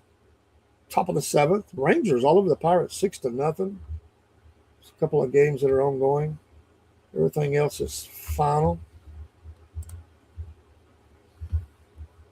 Big man. The emotions again. Bigger they are, sometimes they show that big heart. I think of all the work that's went in for these young people, all the way back. Nowadays, from the very earliest age, it seems like they're already in some sort of camps and being prepared for this. Of course, most don't make it. the fact that you've made it to that stage, you there are thousands upon thousands of players that wish they'd had that opportunity. You've worked hard. You've overcame lots of adversity, I'm sure. You've been on big teams, performed at high levels. You've stayed in the weight room. You have to watch you weight, you know, keep those grades up. Of course, he didn't graduate, I guess. That would be something he could do later. But he's got an opportunity to go now and start his professional career. Big smile. Good to see that. Then he gets to get in the camp and get screamed at again. It's all part of it. They need help there. I mean, about every team needs, almost every team, if not every team, has offensive line as a need. And the reason is there's not enough great ones to go around. There's some good ones. There's a few great ones. There's a lot of good ones, and they're just ordinary. They might have been great in college. NFL weeds a lot of that out, and it's just hard to get some good ones and much less backups. So after the draft, during the season, everybody's scouring the practice squads and looking at available even talent that didn't even get on a practice squad. And offensive linemen, they take such a beating. You have to have a rotation on that. And I really do think, I have said this before, I get it, you can't allow them to have 100 players. But my goodness, in this day and time with safety at a premium, I don't know why they don't expand the rosters a little bit. At least make them all emergency starters if you needed them, they're there. There's just a lot of injuries in the NFL. No matter what they've done, it's a violent game. And there's a lot. I mean, even innocent stuff where you're rolling up on these linemen, they get rolled up on their legs. They get knee injuries, lower turf toes, whatever it is. And they just can't push off. I mean, I can't imagine what they look like on a Sunday on a Monday back in the weight room, what they look like, beaten up, or if they played on Thursday, whatever, what their body looks like and what they're going through. And, you go all that time and then you get on a team and then in training camp, you get your knee hit by a helmet or something, you're out for the year. That's a tough blow. And it happens every year.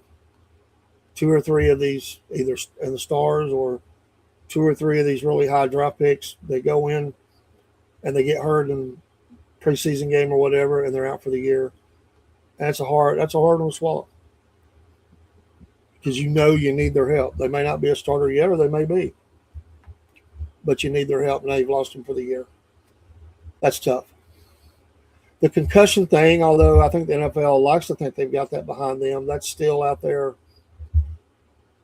There are all these players and retired, and some bad things have happened to them. It's still happening.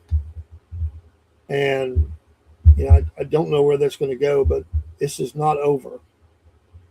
I like what they're doing, the concussion protocols. You've definitely seen that where a player, the doctor says, not going, and they pull them. I think that's a win, but they're going to have to continue their research. They've done a lot with helmets. They're going to have to do more. There's not much you can do about a violent stop and that the brain's still moving. Not much you can do, but the more you can transfer that energy somehow around the skull and out in a way as best you can, somehow it's cushion that where it's being absorbed not by the person as much, but by the equipment, the better we'll be. I can imagine what some of these studies will be ongoing. We try to ignore the problem. It's not going away. And then now it's even showing up in other sports. People thought it was just a football problem. No, it's showing up in other sports, and players have gotten,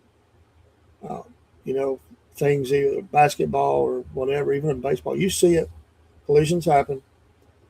Hard hits to the ground, turfs. See the head bounce off. It don't have to be football. You fall down or knock down, head's bouncing off the turf, which a lot of these teams use. Damage is going to occur, and it's just going to have to be a lot ongoing with that. The threat from the rise of, it hasn't affected the NFL thus far, but the rise of soccer in the country, it's ongoing as, the favorite of people in the country now. A lot of them, it's soccer. Football is still in the South for sure. I can tell you it's king, but soccer's on the rise. Some of the big cities, and even in my city that's next to me, soccer is huge. We still love our football, and it has to play a role. And some parents say, I'd really like for them to play soccer versus football. Rams. Rams on the pick is in. See what's going on. Ravens on the clock. They got very close. A few players still left in the green room. Ty Simpson. He was talked about maybe with this pick, but who knows? There's really after him, it's a big drop off. Not that there's not some talent there, but it's a little bit more of a project. He's pretty solid, played in a big program, was very accurate. The selection, Ty Simpson, yes, to the Rams. So you do decide to make that move. Working for the future, give him a chance to work with a Georgia quarterback. And I see the SEC represented. He's a good kid, got that All-American look. So the Rams do pull the trigger there. Might be a little bit earlier than some teams thought. Again, though, that's going to push some other players down the list a little bit. Ravens pick is in. Buccaneers, first picks for both these teams on the clock. Only the one trade so far. It seems like everybody's really pleased with where things fallen out. If they have multiple needs, they're probably just looking at, we'll get to the pick that we need. Somebody's going to be there. We're going to need them because we got a lot of needs. And you're in this draft. There's a lot of talent. There'll be probably in the lower draft rounds. There'll be maybe a little bit of movement if somebody goes and gets somebody that they're really spotlighted that they can get on the cheap deeper in the draft. But this is not it's got a lot of talent in it, but it's not a super draft for quarterbacks. It's pretty good in on the lines. It's pretty good in the backfield and receiver and running back. But it's a weak as far as totality and the quantity of that just become a thing. They all spike the signs now. Quarterback is not as deep. Next year,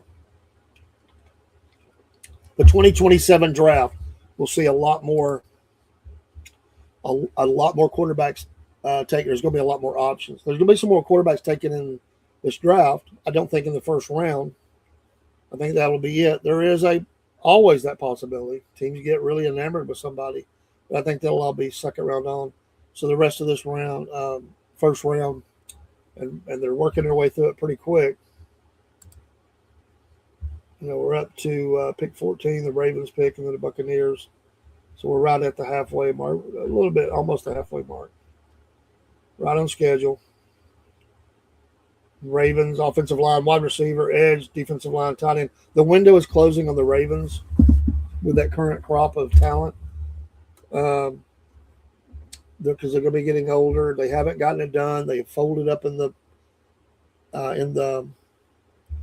playoffs. Quarterback has not had great games. I don't know what it is about that moment, but it's just not been there for them. I would have thought. I picked them 2 seasons in a row to win the thing. Hasn't happened. So some of the nice throws from Simpson. He's definitely a guy that can make the throws. He's a smart player. He can move good enough. This is a prototypical top quarterback for the Rams. And if you'll notice, a lot of the quarterbacks now, it's sort of coming back to the drop back passer who can get out of trouble and move.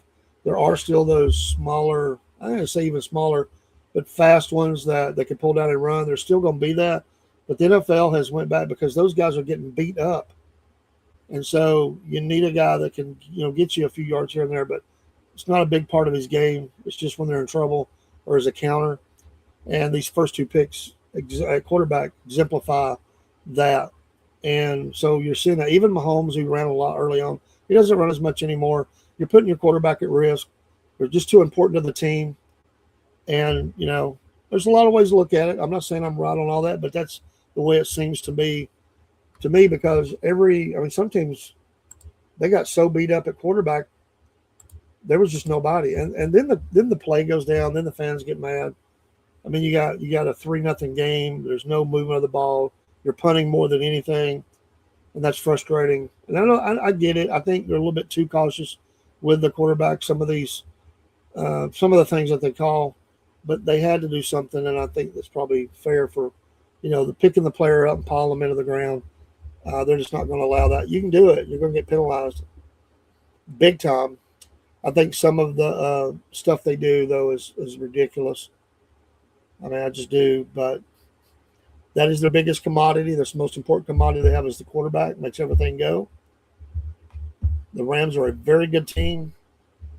Hopefully Nakua can get his problems straight. He's been in rehab, the other kind. A tremendously talented player, but has run up on some stuff.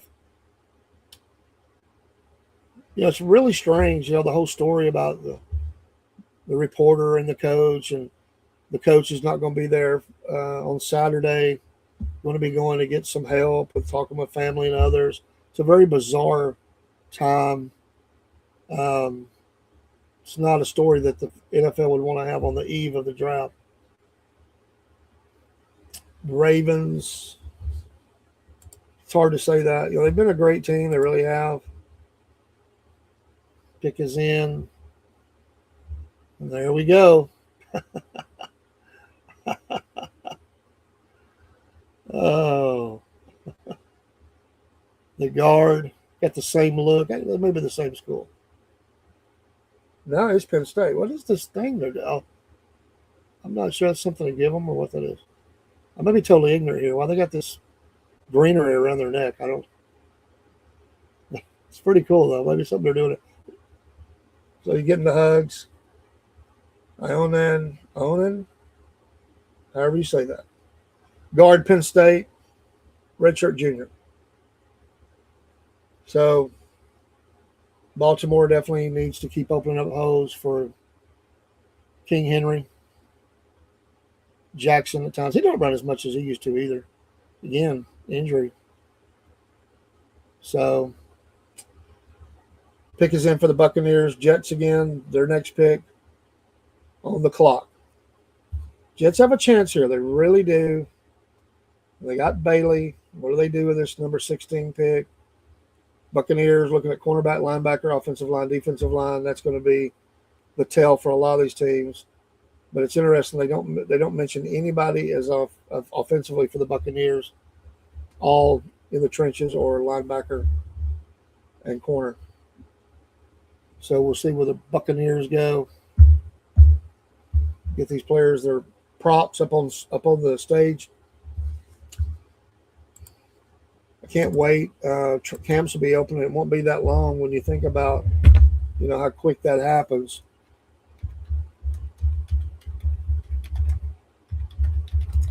Of course, you have the NFL does this, start where they have the one team, and then they'll have some because this year they're going with that Wednesday game, which is very interesting. And then you have the Thursday game, and then into the Sundays.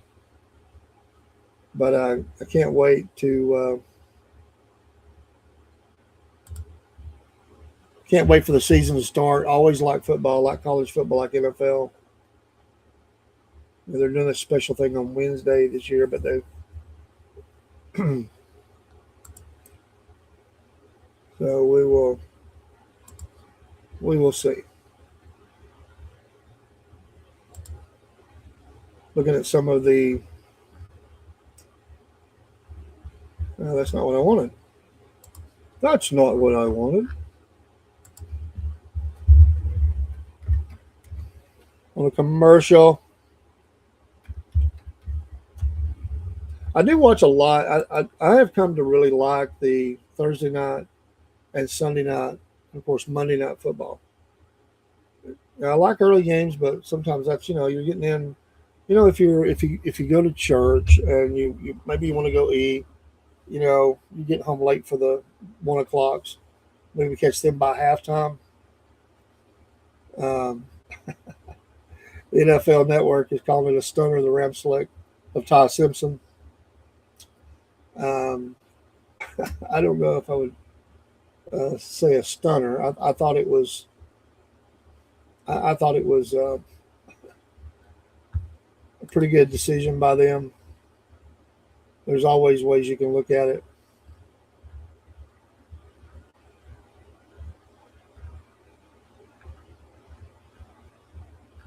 So we'll see. As we get through the rest of the round, thanks for joining the Southern Patriots and Wolf Nation Podcast Radio TV. Dallas had traded up for that spot. They knew what they wanted. There's still some really good players left. That'll be that are on the board for this first round. A lot of safeties. You still got a Mark Cooper Jr. at wide receiver from Indiana, who was catching those balls from Mendoza. Another player I really like at cornerback, Jamad McCoy, played at Tennessee Jr. Colton Hood also in that backfield at Tennessee. The Georgia offensive lineman, Monroe Freeling, his ceiling is really high. He's a good kid. He's a junior. Boston wide receiver of Washington, highly talked about. And maybe the guy that maybe got more talk than anybody was Casey Concepcion, the A&M receiver, junior. This guy has star potential all over him. He does it all. He has elite burst. He's a little undersized, but his speed is there. Sometimes he struggles with the hands, but he gets separation. He gets down the field. He'll come across the middle. He'll do the slants. He's a dynamic playmaker. So we'll see where he kind of ends up. He will most likely be selected before this first round is over.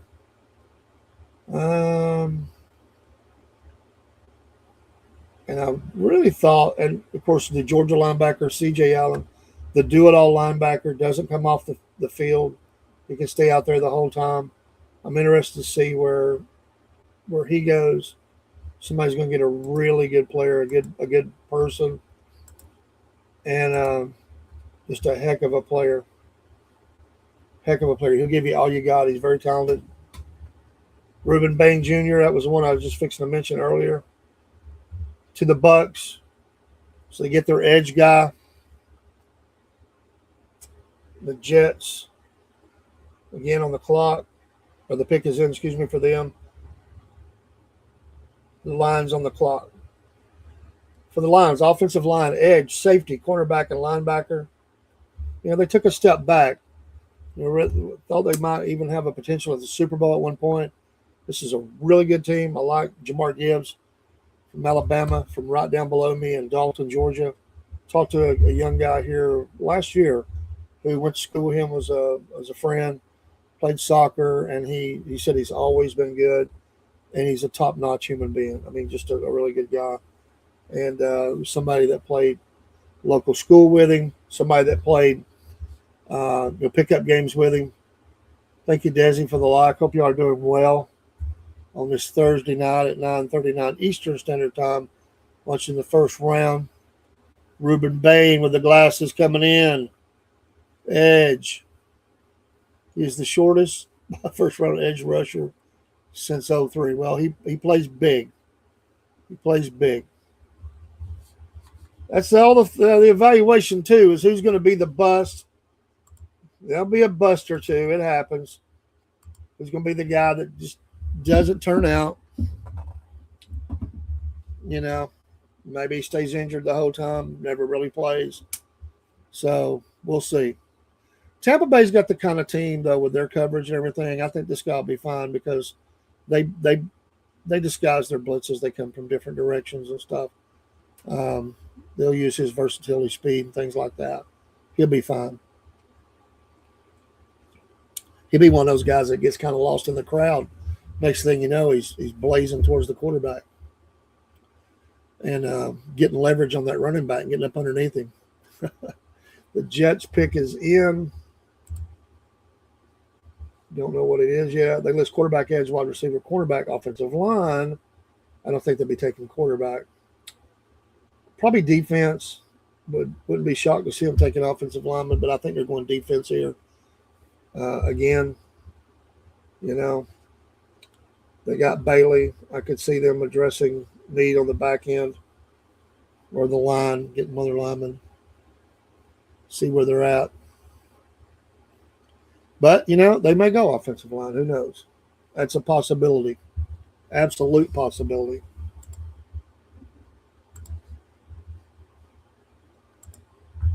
It's tough. The Cowboys have another pick coming up. Now they moved up and got their guy. They still got the 20th pick. Got the Vikings and the Panthers coming up. As soon as we see the Jets, the Lions are on the clock. The pick is not in. We're fixing to see the Jets pick. Where do they go with this second pick? Can the Jets improve themselves? Can they get moving ahead here? I mean, fans are starved. If there is a fan base that is starved for a winner, it's the Jets. There are others that can compete for that spot. But this team has been so bad for so long. They get their hopes up and it gets dashed. They have a passionate fan base, whether you like them or not. They have a passionate fan base, and they're all in. They will support. They will take these guys. They'll be pushed to the very top. They'll support them, cheer for them. If the Jets could ever figure out a way to really become a winner, wow. I mean, the pandemonium that going on there. I mean, they have a great fan base. They really do. And they have to be. I mean, you think about them, as bad as they've been for so many seasons, with a few decent seasons mixed in. I mean, this team was an early Super Bowl winner. I mean, and if they could just get to a point. I mean, they got a tough coach up there. Can he survive it? New York's tough. They're not going to give you time to wait. They're wanting action now, and they're frustrated. That's a frustrated fan base, but they will support. But they're going, they need to make some really great picks here and just get this team better. I think they've already got off to a good start. Got the green on the screen for the Jets. And there it is. They decided to go with that tight end from Oregon. He didn't get too far down the list. Kenyon Sadiq. And again, this is a good one. He's a really good Lions. The pick is in. The Vikings are on the clock.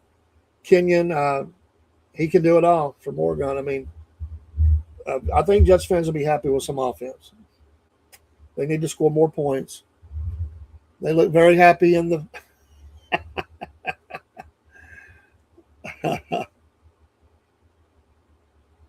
I have a big heart for tight ends. I really like, because when I played, I didn't play for school. I played a lot of football, but not for the school.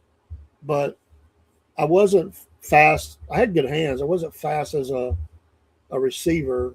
I could run good routes, but I felt more like a tight end. I would line up a lot when we played at tight end. That was kind of my forte, was working that, in between the line of scrimmage and about, 5 to 10 yards out, and just working that and just spinning that defender around, occasionally going deep. We'd run different schemes. I just like tight end. The NFL one time, they almost seemed like they got away from receiving tight ends. And now there's all these excellent tight ends coming into the league. Teams in college, that's their difference maker. Georgia's been doing it for a while. There is a Georgia tight end in this draft. He will do well. Probably going to be in the second or third round. Probably more like the third round. He's a good talent, got good hands, good speed. He's still, I think, filling out in his size. But all the teams, you look at it, they've got they've got and some of them can duel. They're just so good. And so you still have other tight ends that get on the line for protection, drive the ball and all that. But you have got to have a guy that can run out there and disrupt these coverages, just going up the seam. That's what the tight end does. A guy like Lockley, I like him. Kelsey's has set a standard. He's slowed down a little bit, but he can still get you 8 to 10 touchdowns. And he can come in and block. You're expected to do that. But those at Georgia, they do that. There's other teams. I mean, there's some really good tight ends. It is an important position. It's good to see them make that pick. I think that's a good pick for them. They got their defensive guy, they get their offensive guy. We'll see what they do the rest of the draft. Their first round is done. We got a few teams left. The Lions pick is in. The Vikings are up. Then it'll be the Panthers, Cowboys, Steelers. Well, they'll be going crazy on this one. Where in the world will they go? There's quarterback, offensive lineman, wide receiver, tight end, linebacker. This is another team, the Steelers, that the league needs to do well. It's the history of the team. And when I was in school, that was the team. It wasn't no Cowboys. Oh, there was a lot of fans like it. But in my high school, I didn't see Cowboys much. I saw Steelers. That's what I saw in the 70s. I saw the Steelers lunch boxes. I saw the jerseys, the shirts, the hats, you name it. In my high school, I did not see Cowboys at my school. If I did, it was rare. They were huge fans of the Pittsburgh Steelers. Huge. Dallas, that kind of came later, even though they'd had some, good seasons and Super Bowls and all that. That became the 90s thing. And then, they just can't seem to get back there. Some would blame their coach. Some would blame the coach that he's messed around with the team too much. But does Jerry have another Super Bowl in him? His family's going to be there. They're going to take over this team when he moves to the side. But you think of how they won, and how much more should they have won, honestly. With the talent that they had, they had all the recipe to be successful for 25 years. And a lot of people believe he just messed it up. Jimmy Johnson was a genius.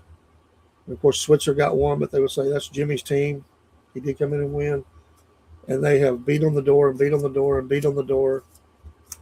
And they just haven't been able to get there. They spend a lot of money. They're always, put everything into their product. I'll give him that. He goes big. Everything's big in Texas. And he wants to be the biggest, so he wants to out-rival his rival, the Texans. But then really everybody in the league, he wants to be that guy, that owner. But he's kind of like Arthur Blank for the Falcons. You got to let the men make decisions. You can't be in there messing with it. And I think that I agree. That's probably a problem. Let's see who the Lions go with. A lot of defense listed and offensive line. That makes sense. Like I say, just about every team lists offensive line. I would kind of think the Lions are going to go defense, though. They have needs there. It's a bigger need for them. They had trouble stopping people at times. They would score. There's no problem in their scoring the offensive side. They do need, and they need offensive linemen, no doubt, but I think they go defense, and we will see who they go with. No announcement yet. I like Detroit. I always liked them. They played on Thanksgiving. Who didn't like Barry Sanders? My gosh, what a player. And I see Gibbs now, and I got to think Barry would enjoy that he's there and how good he is. And this is a good team. I mean, the quarterback came there. Everything clicked. They've got a really good offense. They had a defense they just need some improvement there. And they're a team that the coach goes for it a lot. Fans like that. Fourth down, don't care. We're going. That beat him in a game late last year. And I even said at the time, I know you usually go for it. I was hollering at the TV, but don't go on this one. It was late. I think it's playoffs or something. I don't remember. Late season or playoffs. I can't remember. And it didn't work. And they ended up losing the game. The Detroit Lions. Here we go. 9-5 they were. See what we got listed here. Who's the pick? Do they go defense? Or do they surprise everybody? And they got to talk about Make-A-Wish. A little delay. Blake Miller, offensive tackle. So they did go offense. Clemson senior. They said, no, we're going to block for Jamar, and we're going to get our quarterback some help. Blake Miller. Vikings pick is in. Panthers on the clock. That's a good offensive lineman's name. Blake Miller. Be almost like a linebacker named Blake Miller. Clemson hasn't won a lot like they did, but they still recruit really well. The coach does not use the portal. Very, very rare. Just takes a lot of heat for that. But he can recruit, and it's always a fight with Georgia and other teams. South Carolina, and for talent out there, they have a lot of talent in South Carolina, and they're bringing a lot of that home. So it's a big rivalry for us. I think they should come on over to the SEC, in my opinion. There they are celebrating at home with the family or wherever they're at. I guess that's somebody's home. Sometimes they rent the like the bachelor pad, like looks like some rich dudes. They're not in their house. 6'6" and over 6'6", 317, I think it said. Showing some of his highlights. But they rent this place, bring everybody in, but it's just rented for the weekend or the night or whatever. So sometimes it's at home, sometimes it's not. Vikings, this is a mystery team. This team, it didn't really work out at quarterback so far. They brought in the other quarterback. We'll see what happens in training camp. There was some remarks made by their star receiver about the quarterback from Michigan. We'll see how that works out in the locker room. But they decided to go defensive tackle, Florida senior Caleb Banks, SEC, now back on the board. Caleb Banks, defensive tackle, Florida senior, to the Minnesota Vikings. So there you go, Vikings fans. I don't dislike the Vikings. I like their stadium. I like the horns and all that. I think that's cool. The Viking was pretty cool playing there. I like to beat them, but Panthers on the clock. The pick is in. The Cowboys are on the clock. And they list everything defense but offensive lineman for the Cowboys. Panthers listing offensive line, safety, wide receiver, tight end, D-line. Making that call for the Vikings. Vikings faithful are happy. Or at least they're just having a good time. Oh, yeah. Big celebration. Wherever they're coming from. He's getting beat up by his friends there and family as they like to push and slap and all those good things. From Miami. He's down in Miami. Big man, 6'6", 327. He says, get out of my way. I'm coming in. Florida has a lot of talent. They just haven't put it together. I've thought that they've underperformed for several years now. I don't know if it's coaching or what, but they have talent. They have a lot of talent. How could you not, being in Florida? And they do. This is a really good team. They don't perform it on the field for the wins. He's a beast. Like a man on a mission. There's Mom. She's saying, smile, baby. We getting paid. Dad's over there. Yeah. That's my boy. Feel like he likes to be on camera. Oh. Sometimes in these get-togethers, there is some family that says, hey, look, I love you. I'm rooting for you. I'll be watching from somewhere. I just don't want to be on camera. They're going to look at it several times. Some people are funny about that. I don't want to be on camera. My wife would not like that. She don't like to be on camera.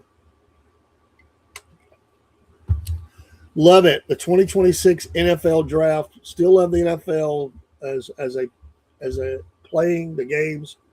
I don't love the organization, the entity, the company that's the NFL. But I'll give them their props. They are a massively successful enterprise that has, you can tell you're really strong when you alienate a lot of your fan base and you do not slip seemingly at all. They want to dominate the other leagues, dominate them. If the NFL could, I heard this on sports radio here recently, I agree with it, they would play every night of the week. They would dominate the ratings. They would control over other sports. They have that power. This is a power entity. And it just keeps getting stronger. There's a lot of talk about adding a game. The players are like, no way, man, we can't do it. We'll be beat up for the playoffs and all that. But that they would. I think you're maxed out, but I do think expansion will come. Um, and I think there'll be a team or two move as well. For me, the question is always like, I think, you know, what cities are out there that could still support an NFL team or baseball. I have said recently I thought there'll be a relocation. I don't think expansion. I think there's going to be a team move to Nashville for the baseball side of it. The NFL team has got a new stadium being built. And so there's a lot of good things. Well, they've got some young, exciting talent. They've added to that tonight. But can it translate to wins on the field? Who's to say? Commercial break. Panthers are pick is in. Eagles on the clock. Listing edge, offensive line, safety, wide receiver, tight end. Got all of those Georgia players on that defense. Jordan Davis, Kobe Dean, others. I like the Eagles. Is Hurts the forever for the next few years quarterback there? A lot of talk about that. Has he lost the locker room to a degree? He's one wide receiver that's not happy with him. He's a tremendously talented kid. He's overcome every time he's been pushed down. He rises up, but he has a lot of pressure on him. I think this year is going to say a lot about what they do going forward. Would they dare go to another person and lose him? It's controversial. But sometimes that Eagles offense stagnated, and Hurts took a lot of blame for that. The down the field stuff, they were not getting it down there. AJ Brown not happy. He's used to really rocking it. Wasn't getting the ball the way he wanted. They're never happy, but he is a tremendously talented player. And there he goes, Monroe Freeling, another offensive tackle from Georgia. This is a good pick no matter what team. These offensive linemen, these are really talented ones they've been showing. Monroe Freeling, yes, he is a Georgian. I'm not putting him there because of being at Georgia. This guy is, like I said, his ceiling is really high. And this is a great pick by the Panthers. They need help. They need to help around that young quarterback. They started putting it together last year a little bit. Their owner is horrible. I mean, look at some of the things he's done and said. But this is a great pick. He stays close to home. He goes and plays for the Panthers. I like this pick. I like it for him. I like it for the Panthers. And he should be there for a good long time. This is a big man, and he is still developing. But we have a trade alert with the Cowboys going on. Cowboys trade to Philly. So the Eagles are now. Oh, that was already shown. I just didn't see it on TV, so I wonder why. But the Eagles on the clock. Pick is in. But I like Monroe Freeling. He's a heck of a player. I mean, he can play. He can start right now. He don't need to sit on the bench. He's not a backup. This is a guy you put in there now. In fact, all three of these are. This is a guy you got to get out there. He will open up the holes. He's a beast. Plays hard. And he's just going to get better. He has that look. Super excited. Still nice. First round. Very nice. All right. Who do the Eagles take? Oh, there it is. Lemon, the wide receiver from USC. Getting some more weapons. Well, maybe this is AJ's replacement. Maybe. A lot of talk about that. He's talented, but he's also caused some problems. Talking about AJ Brown. There's no doubt about his ability, but maybe this was not like they're looking to get rid of him. But if something happens, they say Mekhi Lemon, maybe he's our guy to slide in there in case he ends up leaving. He's gone. So a protected pick. Maybe not the best player yet left, but a need pick for them in case it doesn't work out with Brown. So that's the good thing about now in the NFL, coming out of college. Not that you have a lot of elite, but there's a few more elites than there were. And this draft is really good for the receiver. It was pretty deep. I'm still a little shocked, to be honest. I thought they would probably roll somewhere else. But they wanted this pick bad. And whatever Dallas is looking at is still going to be there, I'm believing. So they're not worried about that. So Steelers on the clock. Quarterback, offensive line, wide receiver, tight end, linebacker. I'm guessing it's not going to be tight end. I'm guessing it's not going to be quarterback. Who knows? If I had to guess here, I'd say offensive line or linebacker.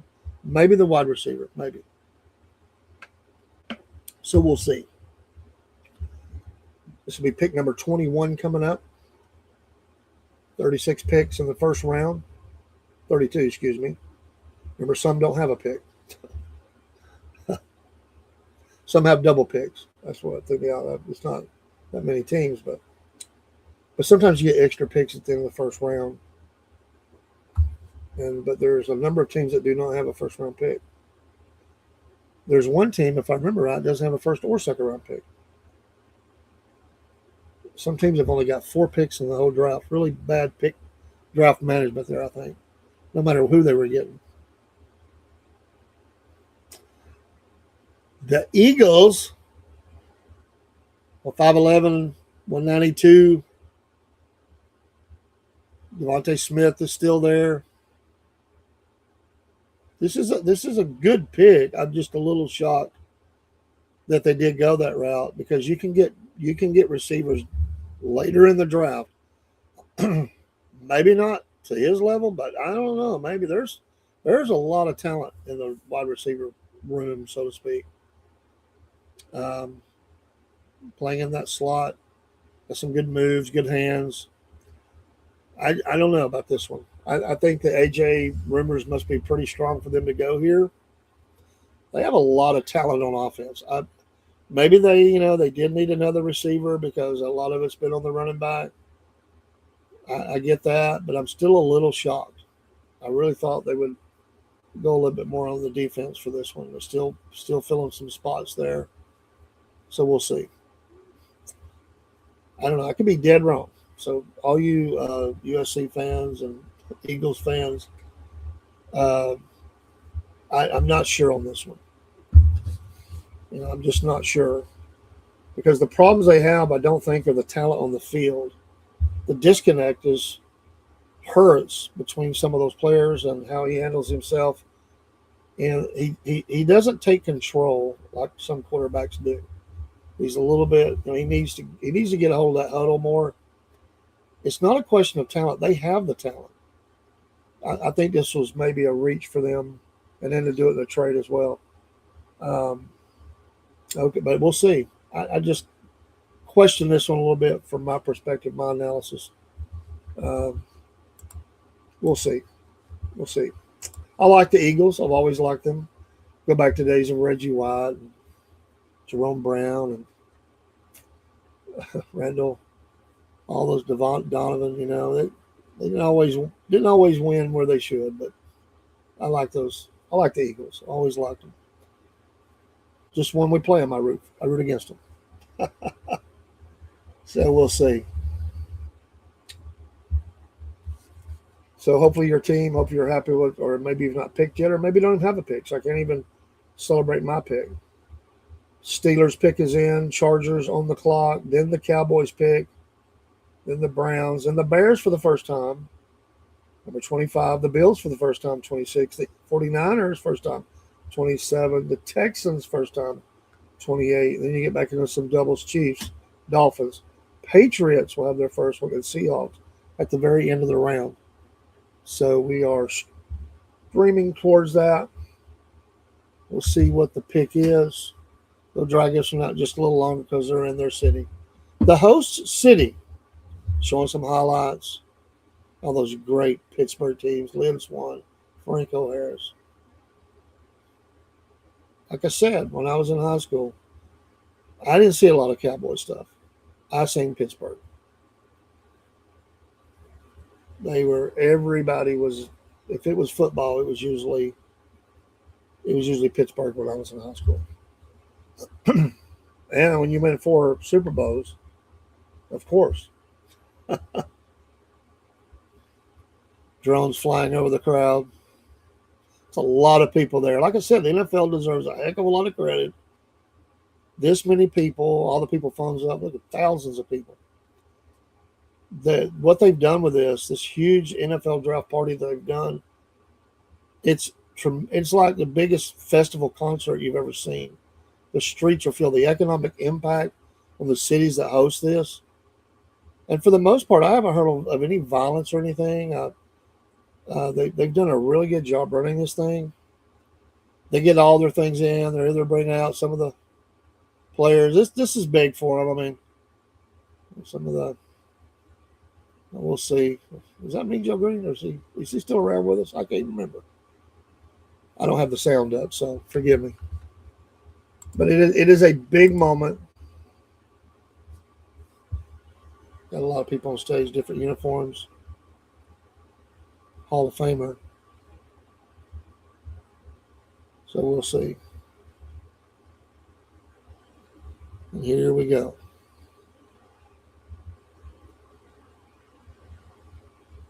Yeah, I give the NFL a lot. They do through the draft. They do get a lot of organizations FaceTime, and most of those are good things. I don't have a fault with that. It's not like I'm bringing the politics in, but I think it's good. It's obviously the crowd is filled from young to old, man to woman. I mean, they really do a good job with this. And people hate on the NFL, but like I said, they just seem to get stronger.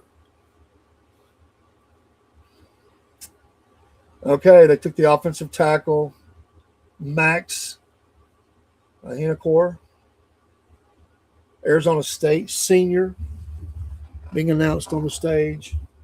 Maximilian. It's a good Pittsburgh type pick. Good pick. He's not there. He's at home. Got a lot of people there. That's a cool thing. What a moment in your life. You'll never forget this night. And there's only so many that get there. Remember the year some players have been left in the green room. They had to come back. Day 2, they didn't get taken. I mean, that happened before.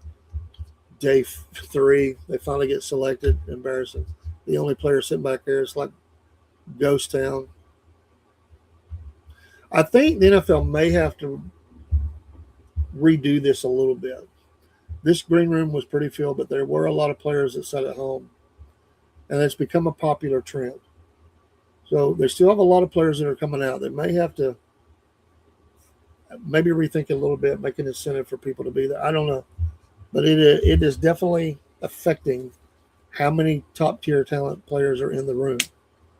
And anybody that's borderline on the first round, they don't want to show up because they're afraid it's a bad look for their career and everything to be picked over, to be skipped over.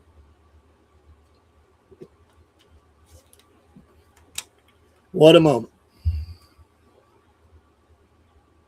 He looks like a Steeler. A lot of emotions. 21st pick overall. Chargers pick is in. Cowboys on the clock. Everything needs is picked on defense with one offensive lineman slot mentioned. Then the Browns and the Bears. Very nice. I've enjoyed this. I appreciate those that are listening and watching and stopping by, maybe changing in and out. We appreciate you for being here. Again, we do racing. We do interviews for our Dirt Truck Report. Racing is usually sometimes we do multiple days because the interviews we have. We cover NASCAR. We cover the dirt truck scene. We do a lot of interviews with track owners, drivers. Our last interview was with a person who does the paint schemes and all that, comes up with that for iRacing as well. We're going to be interviewing more people in the iRacing realm. So we do a lot with that. We talk sports every week. Wolf Nation Sports or SFP Sports. The Wolf Nation, you'll probably see more because the SFP is tied with our racing night. We cover sports with that. We definitely try to keep up and go on as much as we can. And we'll announce it in our other shows, but we also have shows on music and history. Yes, some news. We'll do that. We have puppets. We have a lot of different kind of shows. Our Wolf Nation show, very popular. Cornbread Nation show as well. Sunday Morning in the Word, another show we have. Celebrating, we cover the NASCAR live, just like we're doing tonight. Talk about the race, if you like race, if you don't. New shows are on the way. Get our Substack. See the QR code up there. Give us a free follow on the Substack. We will be having a paywall soon for some programming, but most will stay where it's at and free. We're just trying to reinvest in the podcast.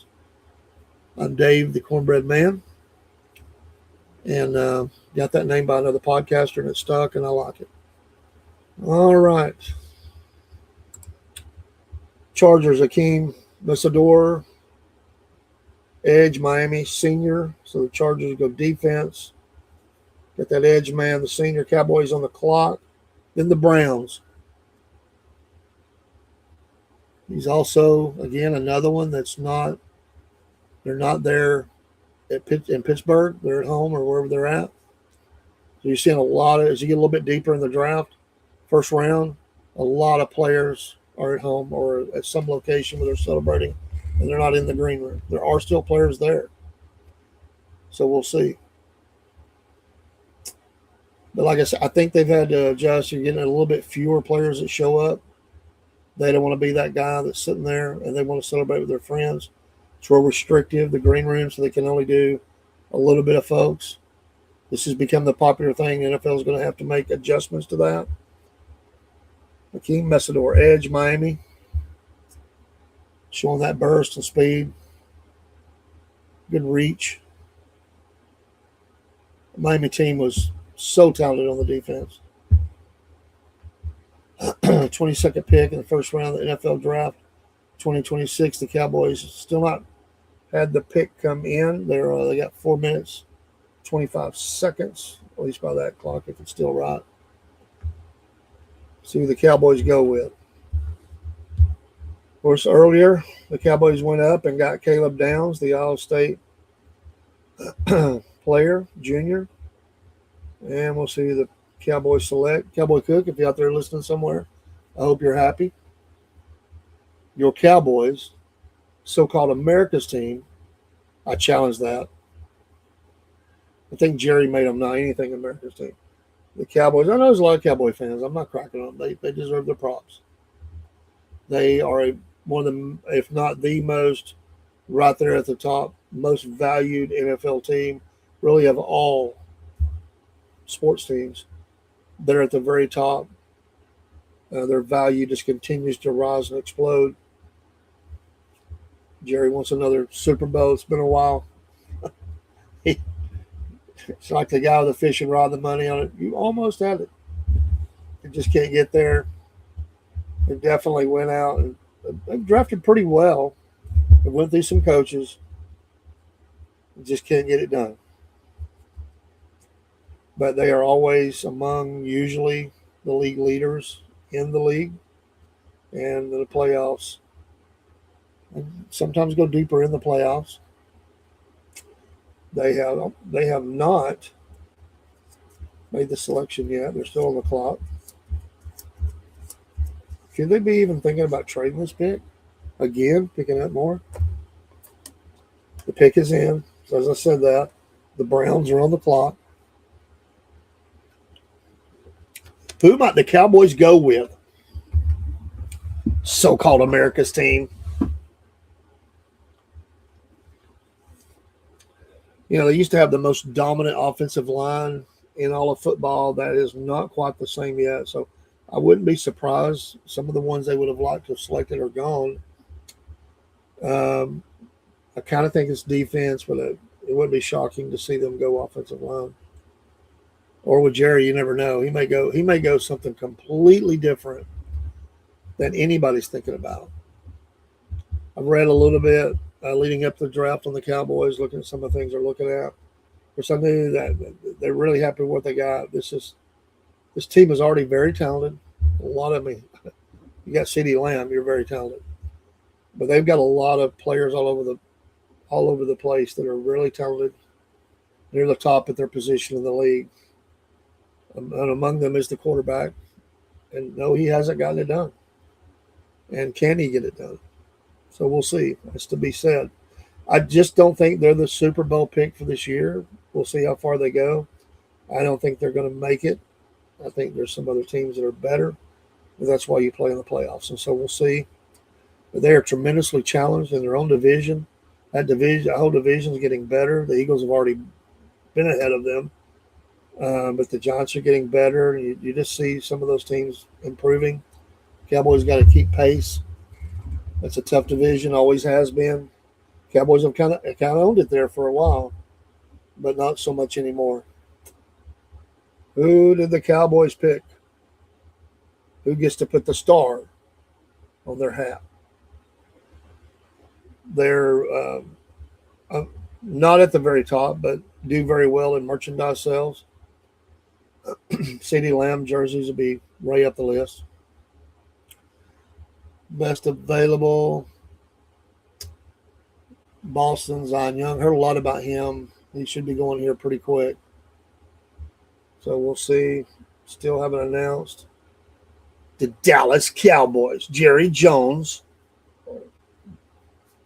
And they went edge, Malachi Lawrence, UCF senior. The Cowboys. So they did go work on that defensive side of the ball for both picks, and they're looking to stop people more. They had a problem with that at times. I mean, they could move the ball and score. They would get scored on as much or more as they were scoring. The Browns on the clock again, second pick for them as well, then the Bears. Browns just have so many needs. It's just really, honestly, for them, best available. Which a lot of teams do is their theory on this, select the best available. Some go to need. The Browns just need to pick the best available player. Forget the position. They're going to need it, and they do need it, and just keep doing that. Earlier in the night, they went offensive tackle, got Spencer Fano from Utah. And let's see where they go this time. Quarterback, offensive line, wide receiver, cornerback, edge, all listed. So I could see defensive line here, edge, or who knows, maybe even a wide receiver. There's a lot of good talent left on the clock for a wide receiver. And then the Bears. The Bills drafting at 26. Can the Bills finally push it over the top? This is a team that's a favorite for the Super Bowl every year. Comes up short. The 49ers, can they continue to be that team? Bears on the clock. Browns pick is in. We shall see. Cowboys have done a good job. I give them props. They've done a good job. They know where their needs are. And they didn't splash in and get an offensive player or anything.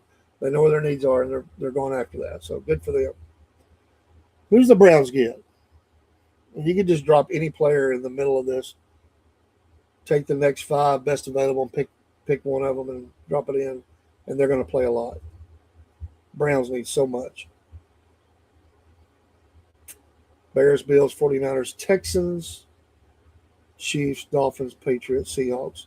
So we have a few picks left. And then we'll get off of here. Thanks for everybody being here. 10:20 Eastern Standard Time on the East Coast. Wolf Nation Sports with Dave, Cornbread Man, based in Northwest Georgia, almost in Tennessee. We're so Northwest Georgia. I can be in Tennessee in 5 minutes.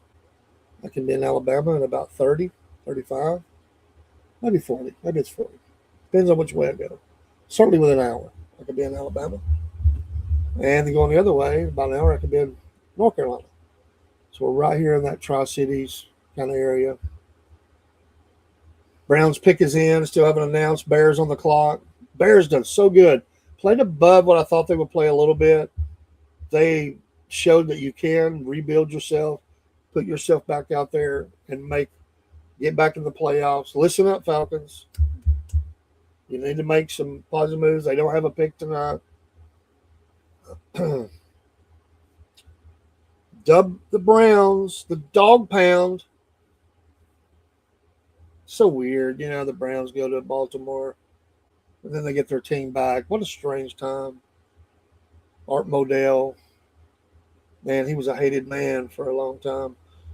I give him credit though. He went to Baltimore to build a powerhouse. He really did. But boy, the Browns fans will never forgive him. And they, such a legendary team. It's really a shame that they just can't seem to get it together. The Haslam brothers owning the team now made all their money in fuel stations, pilots, Flying J. They still own a piece of that, I think. But from Tennessee, owner of the Browns, and it hasn't worked out. Not really. So they're another one of those that they just need to get out of the way and get the right people in there and leave it alone. I don't know that they overstep, but people there would they want to do well. It's a legendary team. It's a fun experience to be at the game. It's another rabid, passionate fan base. Who wouldn't want that type of fan base for their team? Some teams don't have that. They just don't have that. They don't come anywhere near it. You think of the weather that their fans stand out there in. They don't care. They eat it up. They defy it. They love their Browns. Cleveland rocks. That's what they're saying, right? And we'll see who the pick is. Got to get through the breaks. It's been a very calm draft. There's been a little bit of trading. No blockbusters, not really. So it really typifies the kind of draft it is. I think you'll see that pick up in the later rounds as people reach to get somebody they're really watching. I think you'll see a little bit more of that. I wouldn't be surprised at the very end of this, to see maybe somebody trade down just a little bit.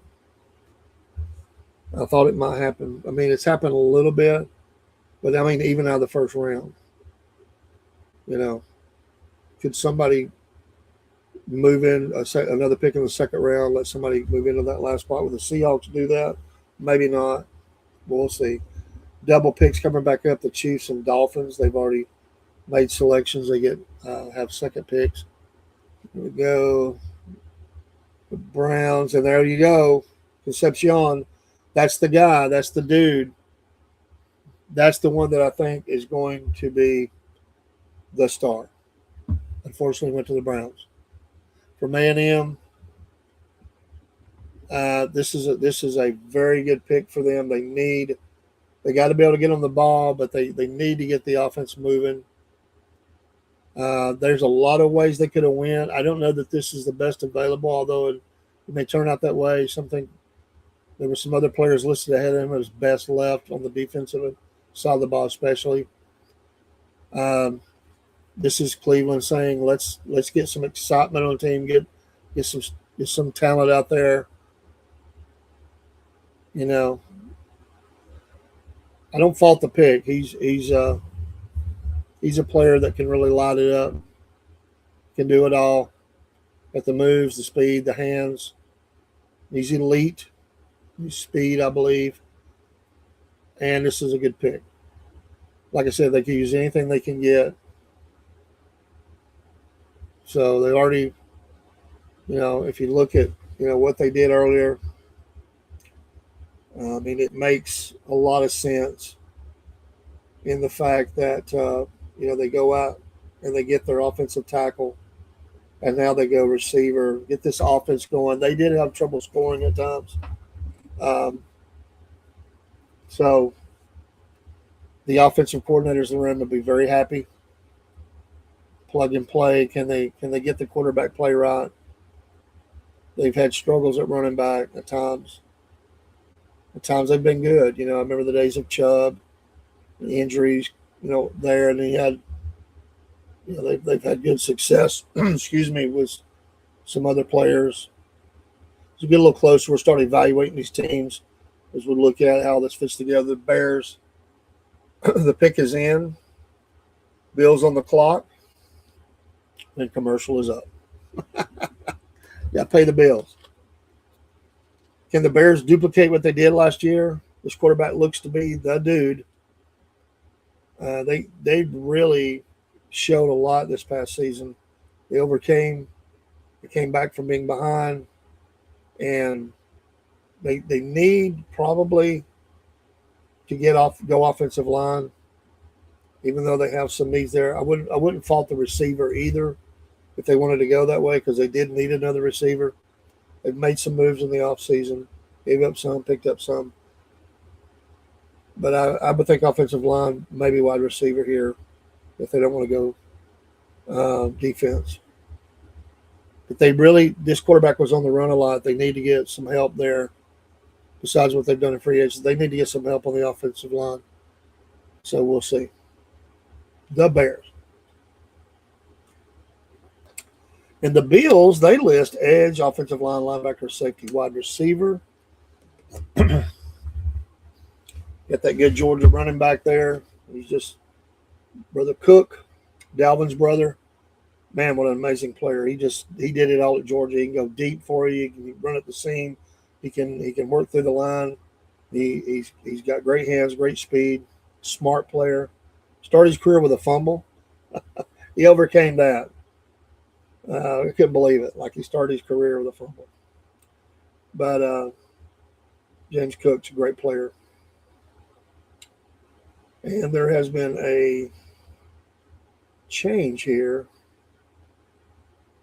There's some movement going on. I don't know if they've announced that yet. We'll see the Bears take the Texans have moved up to 26. They've made a trade. So, interesting. They've made a trade.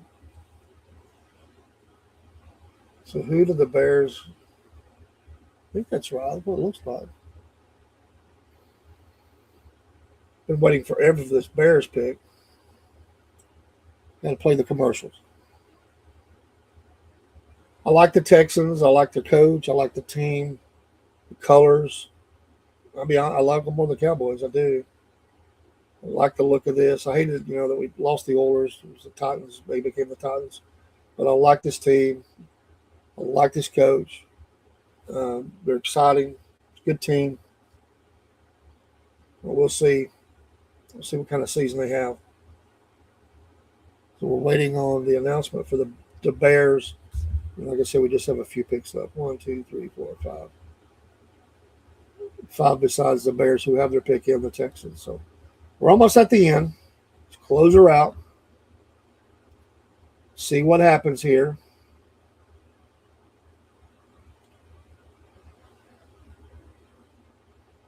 Finish playing the commercials. That'd be great. Really quick, and we didn't.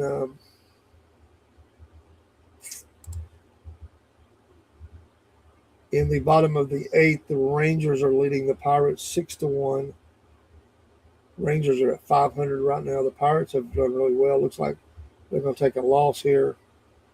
So everything is final except that one. And I was trying to think of who. And the Mets did win 10-8 over the Twins. So they did pick up another win. So most of those went the way that we were looking at. No changes there. But the Rangers, we were at 500, leading the 14-10 Pirates 6-1. All right, back on the stage. They're coming in. Pick is in. The Bears. Who do we have?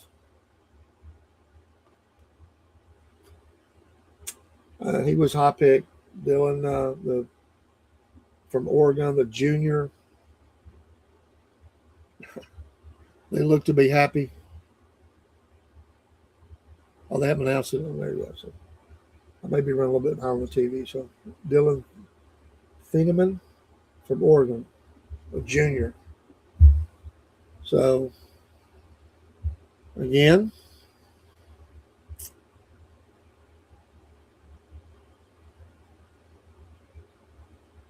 celebrations going all around.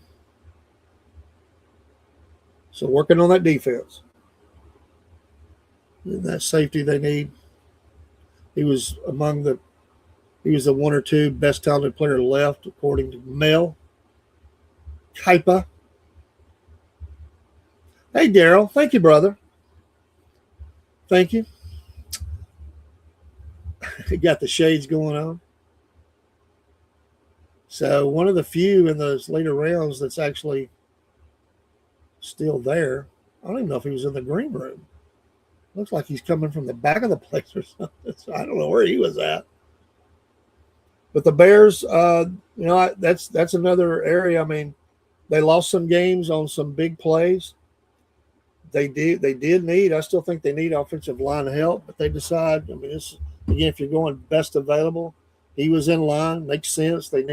It's a position of need for them, and so they're only picking the first round. They go defense, go safety from Oregon. And how far has Oregon came as a team? A lot of fans in the United States have laughed and mocked at Oregon, and they were a little fast team, but they Dan Lanning went there from Georgia. They really have done a great job.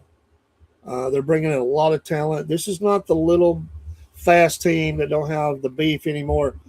This team is good. It's really good. Will they win a championship? I don't know, but they've always had the offense. But they are starting to put it together everywhere, and that's that Dan Lanning effect. And you're going to have to deal with them. And these teams are picking up we have another trade. Oh, this is for the Bills. Bills have traded. Texans, the pick is in. We have Dolphins on the clock, but there is a trade announcement, I think. But Oregon is they're to be reckoned with. They're always a contender for the playoffs, the 12-team playoff. Soon to be 16. Let's face it, they're going to be 16 teams. It's going to continue to rise. The sports betting and everything that's going on, fans want it. They're going to get it. It's hard on those student athletes, but you can't stop it. You will not be able to stop what's going to happen. We're certainly going to 16, 12. It won't happen this year, maybe not next year, but within 2 years, there'll be 16 teams in the college football playoff. Bank it. So the Texans pick is in.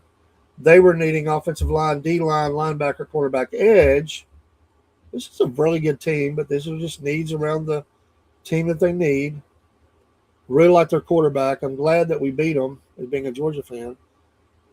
Good kid. I mean, I see a young man. He's a good kid, though. He's a kid to me. A man of faith, a young man of faith. I'm really impressed. A lot of these quarterbacks that have came into the league in the last few years, a lot of them are Christians, and they are not afraid to show their faith. And I think they're having an impact. Being a leader in the locker room, they're not in your face kind of thing or anything like that. They lead with a little bit more quiet reserve. As far as that, they're not wearing it on their shoulders and trying to force it. It's not over the top. It's there though, and you can see that, and they live it. It's real. People that doubted it in the college would look at what they're doing in the NFL. They're very well spoken, and some of these are SEC quarterbacks, and they are young men of faith. That's exciting to me as a Christian that we're getting that kind of character in the NFL. And it's going to have ramifications. All right, these Texans just took Keelan Rutledge, the guard from Georgia Tech, senior. Georgia Tech starting to put it together a little more too. It's that wicked little stepbrother in Georgia. Sorry, Tech fans. The Rambling Wreck from Georgia Tech. They're starting to put more talent out there as well. They've got some more coming too in this draft. Keelan Rutledge, guard. Texans says, we're going to take care of the offensive side of the ball, protect these people. Dolphins, the pick is in. The Bills are on the clock as they made that move. So, Keelan Rutledge, Senior, Georgia Tech. Good to see Senior. I like to see the players put in the extra year. It worked out for him. He's number 26 in the 26 NFL draft. And he played till he was, he played his whole career. I'm not saying that everybody should do that. I think it's case by case. Carson Beck definitely needed to stay. I think it'll help him in this draft, even though he's the loner title they've got over now, the label. Some players leave too early. You got to look at who's coming out.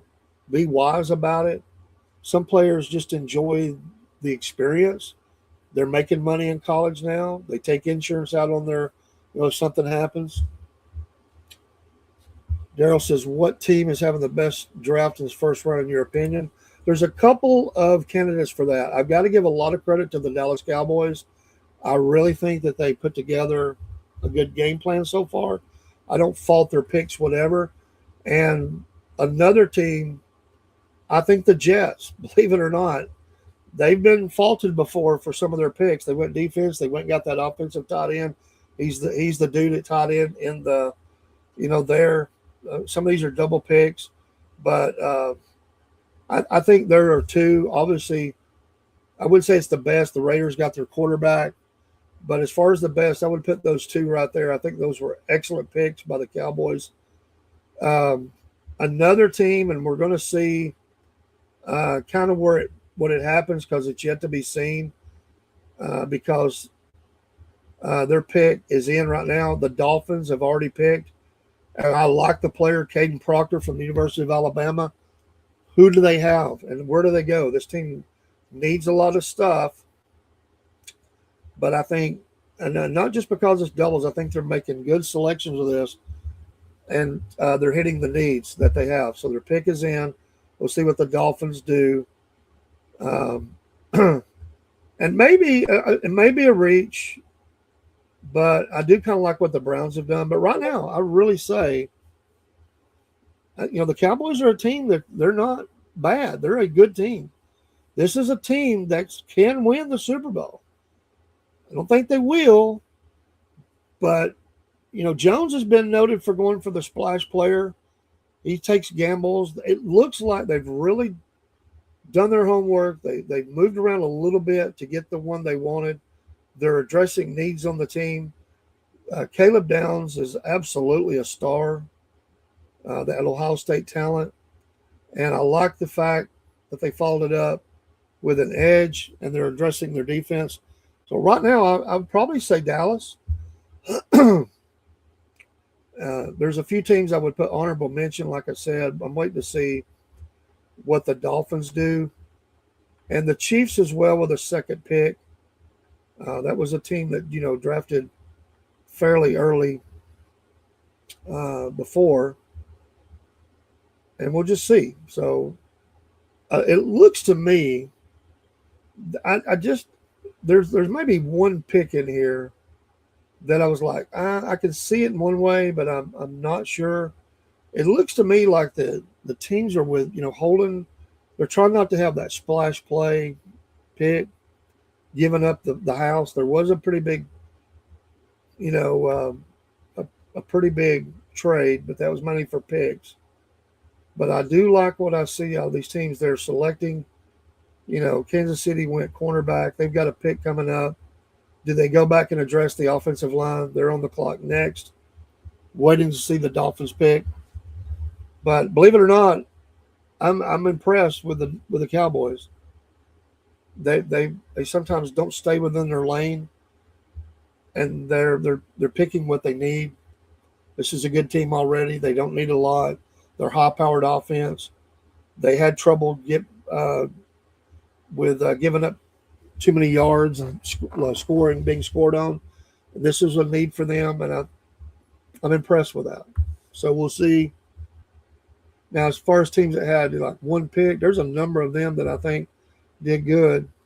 And some might question the Rams on selecting Ty Simpson. But that team is already good. And I think it anytime your quarterback could go down, he's ready-made to play from Alabama. They're not counting on him this year. He's going to get to learn behind a Hall of Famer. And so like I say, I think they did a good job. But they're not going to be listed in the top as far as having the best draft. But I think this one of those that develop down the road, they're going to be saying, "Man, I'm glad they took that quarterback at that round." If he turns out, all right. The Dolphins go Chris Johnson, cornerback, San Diego State. He also talked about a lot. I think of the running back when I heard about Chris Johnson. So the Dolphins get the great offensive lineman from Caden Proctor from Alabama.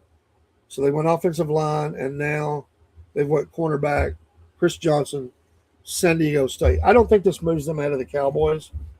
It's good talent. It's a need. I'd still leave the Falcons right there. I'm losing the Falcons. The Cowboys. Bills are on the clock, then the Chiefs, their second pick, and then 49ers, Patriots, Seahawks. So I like the Bills. I've always liked the Bills. I wanted them to beat the Cowboys when they played them in those Super Bowls. I remember Thurman Thomas scored a touchdown early in one of those, and I jumped up out of my chair and was cheering. And when I landed, I rolled my ankle, and I about passed out. It hurt so bad. I thought I broke it. I didn't, but boy, it hurt. Showing some of the highlights here of this guy, Chris Johnson, San Diego State. Nice to see a school like that. That's not a typical school that you see drafted in the first round. But again, college teams it's being leveled out. We have another trade. The Patriots are now in the number 28 slot. Their first pick. Oh, so close. The Patriots. Edge, offensive line, D-line, tight end, wide receiver. So the Patriots are now in 28. Chiefs are in 29. 49ers, Bills, Seahawks. Who are the Patriots looking at? So we will see. The pick is in. The Chiefs are on the clock. So we'll see. I think the Dolphins did good. They're showing them on the screen. I think they did good with their picks. I really do. But I just think that the Cowboys, again, sometimes it's not about, they're getting better. The S teams that's got to get better. And so you just need help all over the field. The Cowboys don't need help everywhere. So if they want to get into the Super Bowl, they got to develop. They've got to get where they can stop people. These guys are going to play very early. They're not going to be sitting on the bench. They're coming in to fill a need right away. They may be splitting time with another player. So we'll see. And there it is. The Patriots wanted the offensive tackle from Utah, Caleb Lemieux, redshirt sophomore. You remember a few years ago they selected the offensive lineman from UTC. What was his name? Strange? I got that right? Shocked a lot of people. I think he's still in the league. I think he's still playing. Caleb Lemieux, offensive tackle. Patriots said, we got to block a little better, so we need some help there. So they wanted to make sure they got their guy. The Chiefs are on the clock. They're still listing needs as cornerback, wide receiver, edge, D-line, all offensive linemen. There's the pick, Caleb Lemieux, Utah. Big man. He looks like that guy. He looks like the offensive tackle, dude. He has that look. You haven't really seen the rock star look, in the players so far. Got a couple of guys a little bit longer hair. Most of these guys they've almost got like looks like the 1950s haircut going on. There's not, you don't see that. You've seen a little bit, but not much. 6'6", 313. Got a little dance moves too. The pick is in for the Chiefs. 49ers are on the clock. Kansas City. I like Kansas City. And, man, where would they go with this? There's a lot of ways that KC could go with this. We talked about getting the cornerback. I still think they've got to, the pick is in, I still think they got to go offensive line. I wouldn't be surprised there's another wide receiver or two laying out there and wait. They need some help there. They've never been able to fill Tyreek's shoes. Their downfield passing game has suffered. They're throwing to the edges. It's the dink and dunk. It takes forever. They do long drives. Remember they used to score so fast. Those days are gone. They're running between the tackles. Their running game was a little off last year. They weren't getting the yards per carry that they usually get. They do have excellent running backs. I like this the offensive side of the ball, but they need a receiver. Some of the receivers have not worked out. Some have moved on. Some have had problems. Kelsey's getting older. I just think a need pick right here. They really need to go wide receiver. They've missed out on some. The pick is in. I would not be surprised to see that. So we'll see. Pick is in. Commercials are on. 49ers are showing offensive line, edge, wide receiver, defensive line, safety. So the Bills decided to get some extra picks. There were some teams that had a lot of picks. I mean, like 12, 13 picks in this draft. So they had some maneuverability to do that. And if the Bills are another team, they don't need a lot. They don't need a lot. The 49ers don't need a lot. Seahawks maybe a little more, but not too much. All these teams are at the bottom of the first round. You're good. That's why you're at the bottom. And you got an opportunity to get a little better. Maybe help push your team over the top for next year's or the next Super Bowl next year. And so we'll see. Where do the Chiefs go? This is still a very talented team. I had people at work telling me the Chiefs are done. Everybody's figured them out. I'm like, no, they haven't. They've got some gaps in this team that are not allowing them to do what they need to do, and the other teams are exploiting that. It's not like all of a sudden they just developed a magic potion to beat the Chiefs. The Chiefs were beating themselves, and again, that's failure of the managing that salary cap. Maybe they have a lot of money invested in Mahomes, Kelsey, Chris Jones on the defensive line. They missed on some players. They couldn't keep some because they were up for contract. They have done a pretty good job of keeping that defensive line very active and good.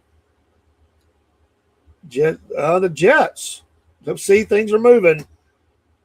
The Jets are surprising us. Now the Chiefs pick is in. The Jets have moved back in, and they got the 30th pick. We might redo that. Who has had the best draft, depending on what they do. They're rolling the dice here. So we're looking at the Jets, who got David Bailey, Kenron Sadiq, the tight end. I really like this. This is interesting. I don't know where in the world they're thinking about. This team does need a quarterback. I wouldn't think they would take him this early. But do they roll the dice and take the third quarterback in the first round? I don't know that it'll be that. But it's interesting. There's something they want to get, so they've rolled back in. 3 picks in the first round. So all you Jets fans that said this was the draft that could really turn this team around, maybe. See the announcement of the Chiefs pick here in just a second. Cornerback, wide receiver, edge, D-line, offensive line. I say you got to do offensive line or wide receiver, in my opinion. They need some help on that team. The yards were hard to come by, and that was not the typical Chiefs team. They need help there. But they got defensive tackle Peter Woods from Clemson, another Clemson player, a junior. This is another really good player. A lot of talk about him. And they decided to get Chris Jones and some of those other guys. They need to plug the middle, defensive tackle. Their edges look good. This is not a bad pick. It's a good pick. I still think they need a receiver, but they might get it later in the draft because this is a deep draft of wide receivers. The defensive tackle from Clemson. So, good job, Chiefs. Again, good job getting needs, moving around the draft a little bit, realizing your guy was going to be there. But who have the Jets locked on? That's curious. This may be the biggest surprise of the draft so far. So somebody did come back up in. I said somebody might do this. It happened. So we'll see. And that team was the 49ers. They decided we can wait on our guy. The Jets said we want our guy. There's Peter Woods on the screen. 6'2.5", 298. Not as heavy as you think it'd be. I think he'll get heavier. I watched him play a lot. I watched a lot of Clemson games, so I watched him play. So I'm not unfamiliar with him at all. So, good job plugging up that middle. See, on the screen, they're saying 49ers pick is in, but there's the trade. Just announced that the Jets on the clock, not made the pick yet. So we'll see. 3 picks left in this draft. It's going to be wild if they pick a quarterback. They have question marks. They really do. Could they go for this big arm of, I don't think it'll happen. The pick is in. Could this be a Carson Beck pick? I'm probably dead wrong on that. He's a guy you can get later, I know, but it's just they're probably solidifying. There's a lot of good offensive talent here at this point. There's still some players, like I said, some players got pushed down with some of the picks earlier. A couple of them that surprised me, the order of them. So we'll see. Jets, Jets, Jets.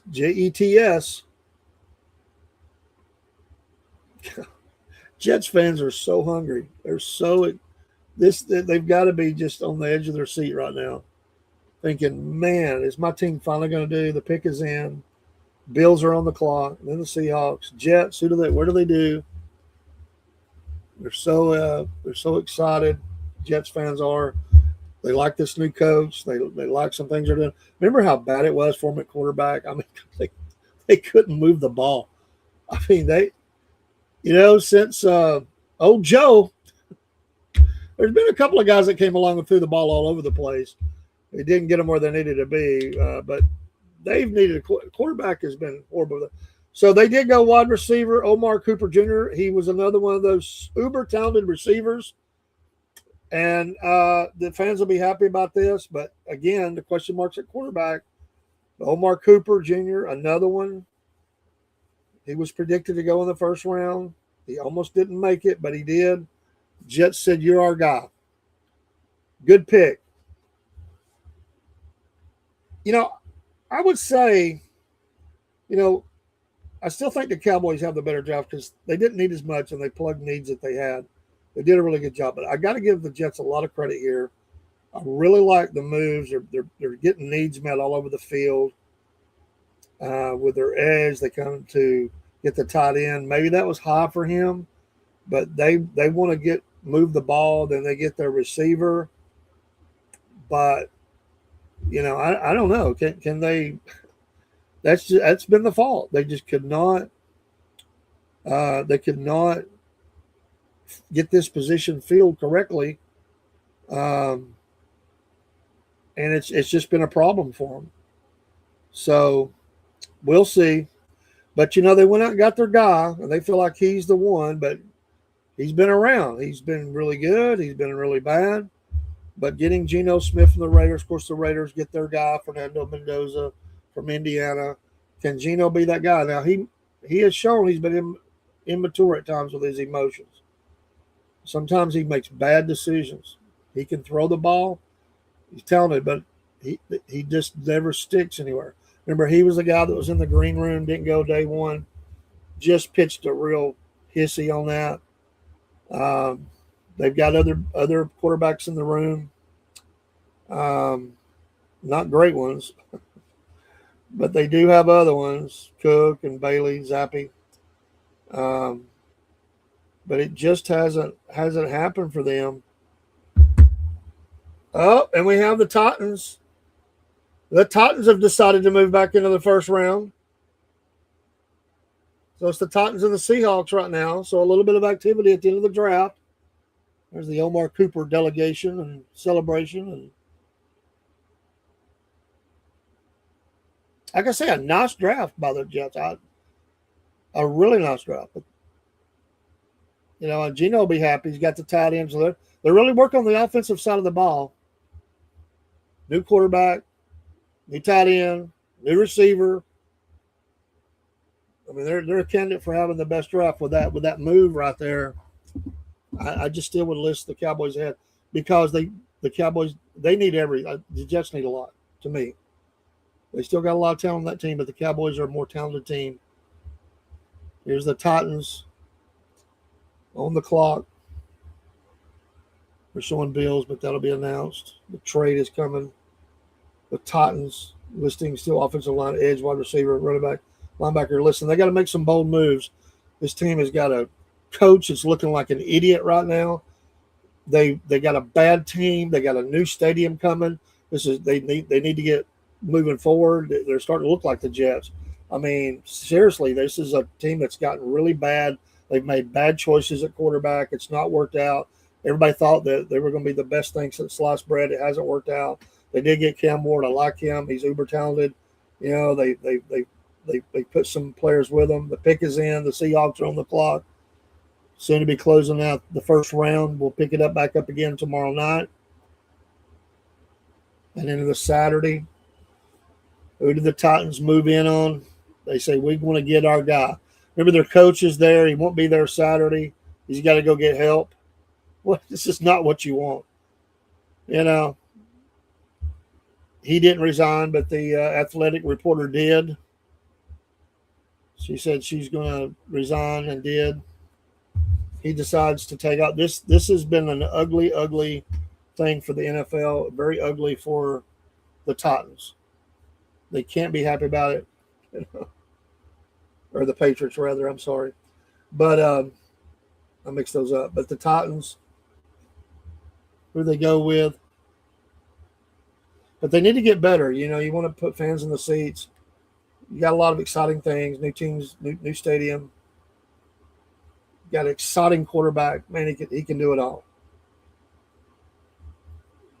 There's going to be a lot of super talented quarterbacks coming out next year that can move with the ball, got the arm that can throw it forever. Kendrick Falk, edge from Auburn. SEC, baby. Junior. Keldrick. I'm sorry, I said Kendrick. I'm getting tired. Keldrick Falk. Seahawks on the clock. So we're almost ready to close it out. So hope you're doing well, Daryl. Hope you're doing well, my friend. Been praying for you, man. Cook, I can't imagine if Cook was here to be so excited that I thought that the Dallas Cowboys had such a great draft. Because I don't normally say that. I really don't. We'll see who the Seahawks close out with. There's Keldrick. Auburn, War Eagle, baby. I don't say that very often. They give them their props. This is these young men's professional step off in the professional world. Falk's a great NFL name. We remember some Falks. So, you know, Alabama got one in there. A couple of them. Auburn got one. Georgia got one. Well, Tennessee did not. Some of those. Now, think about this going in. You got to think one of these Tennessee cornerbacks has got to be picked up pretty quick. Big talent. They didn't select them. Teams will be happy about that for day two. Because there's still, think about it, we didn't have a lot of running backs selected. Only 2 quarterbacks. Linebacker was not a heavy in the first round. So you're going to be seeing that pick up. C.J. Allen did not make, unless he's picked here, C.J. Allen did not make the first round. He's sitting out there. He's a do-all player. He's a great teammate. He won't be a trouble for you. He'll play with everything he's got. And so day 2 is going to have tremendous talent. Rounds 2 and 3, they'll go a little faster. And we'll get 2 more rounds in. Where do the Seahawks go? He says, I'm going to put that Titans hat on. There he is. He says, I look good in blue. Where's that? I don't know if you've ever been, Daryl, to that restaurant on the south side. You know, you go over there, and you go in the bathroom, they have there's no glass in between where the sinks are. That messes with you, man, when you first go there. It's like, whoa, I'm seeing the female. The female sees you. It's weird. It blows everybody's mind. I don't know if you've ever been there. That creeped me out the first time. I didn't know what it was like. I'd never been there before. It was like, what?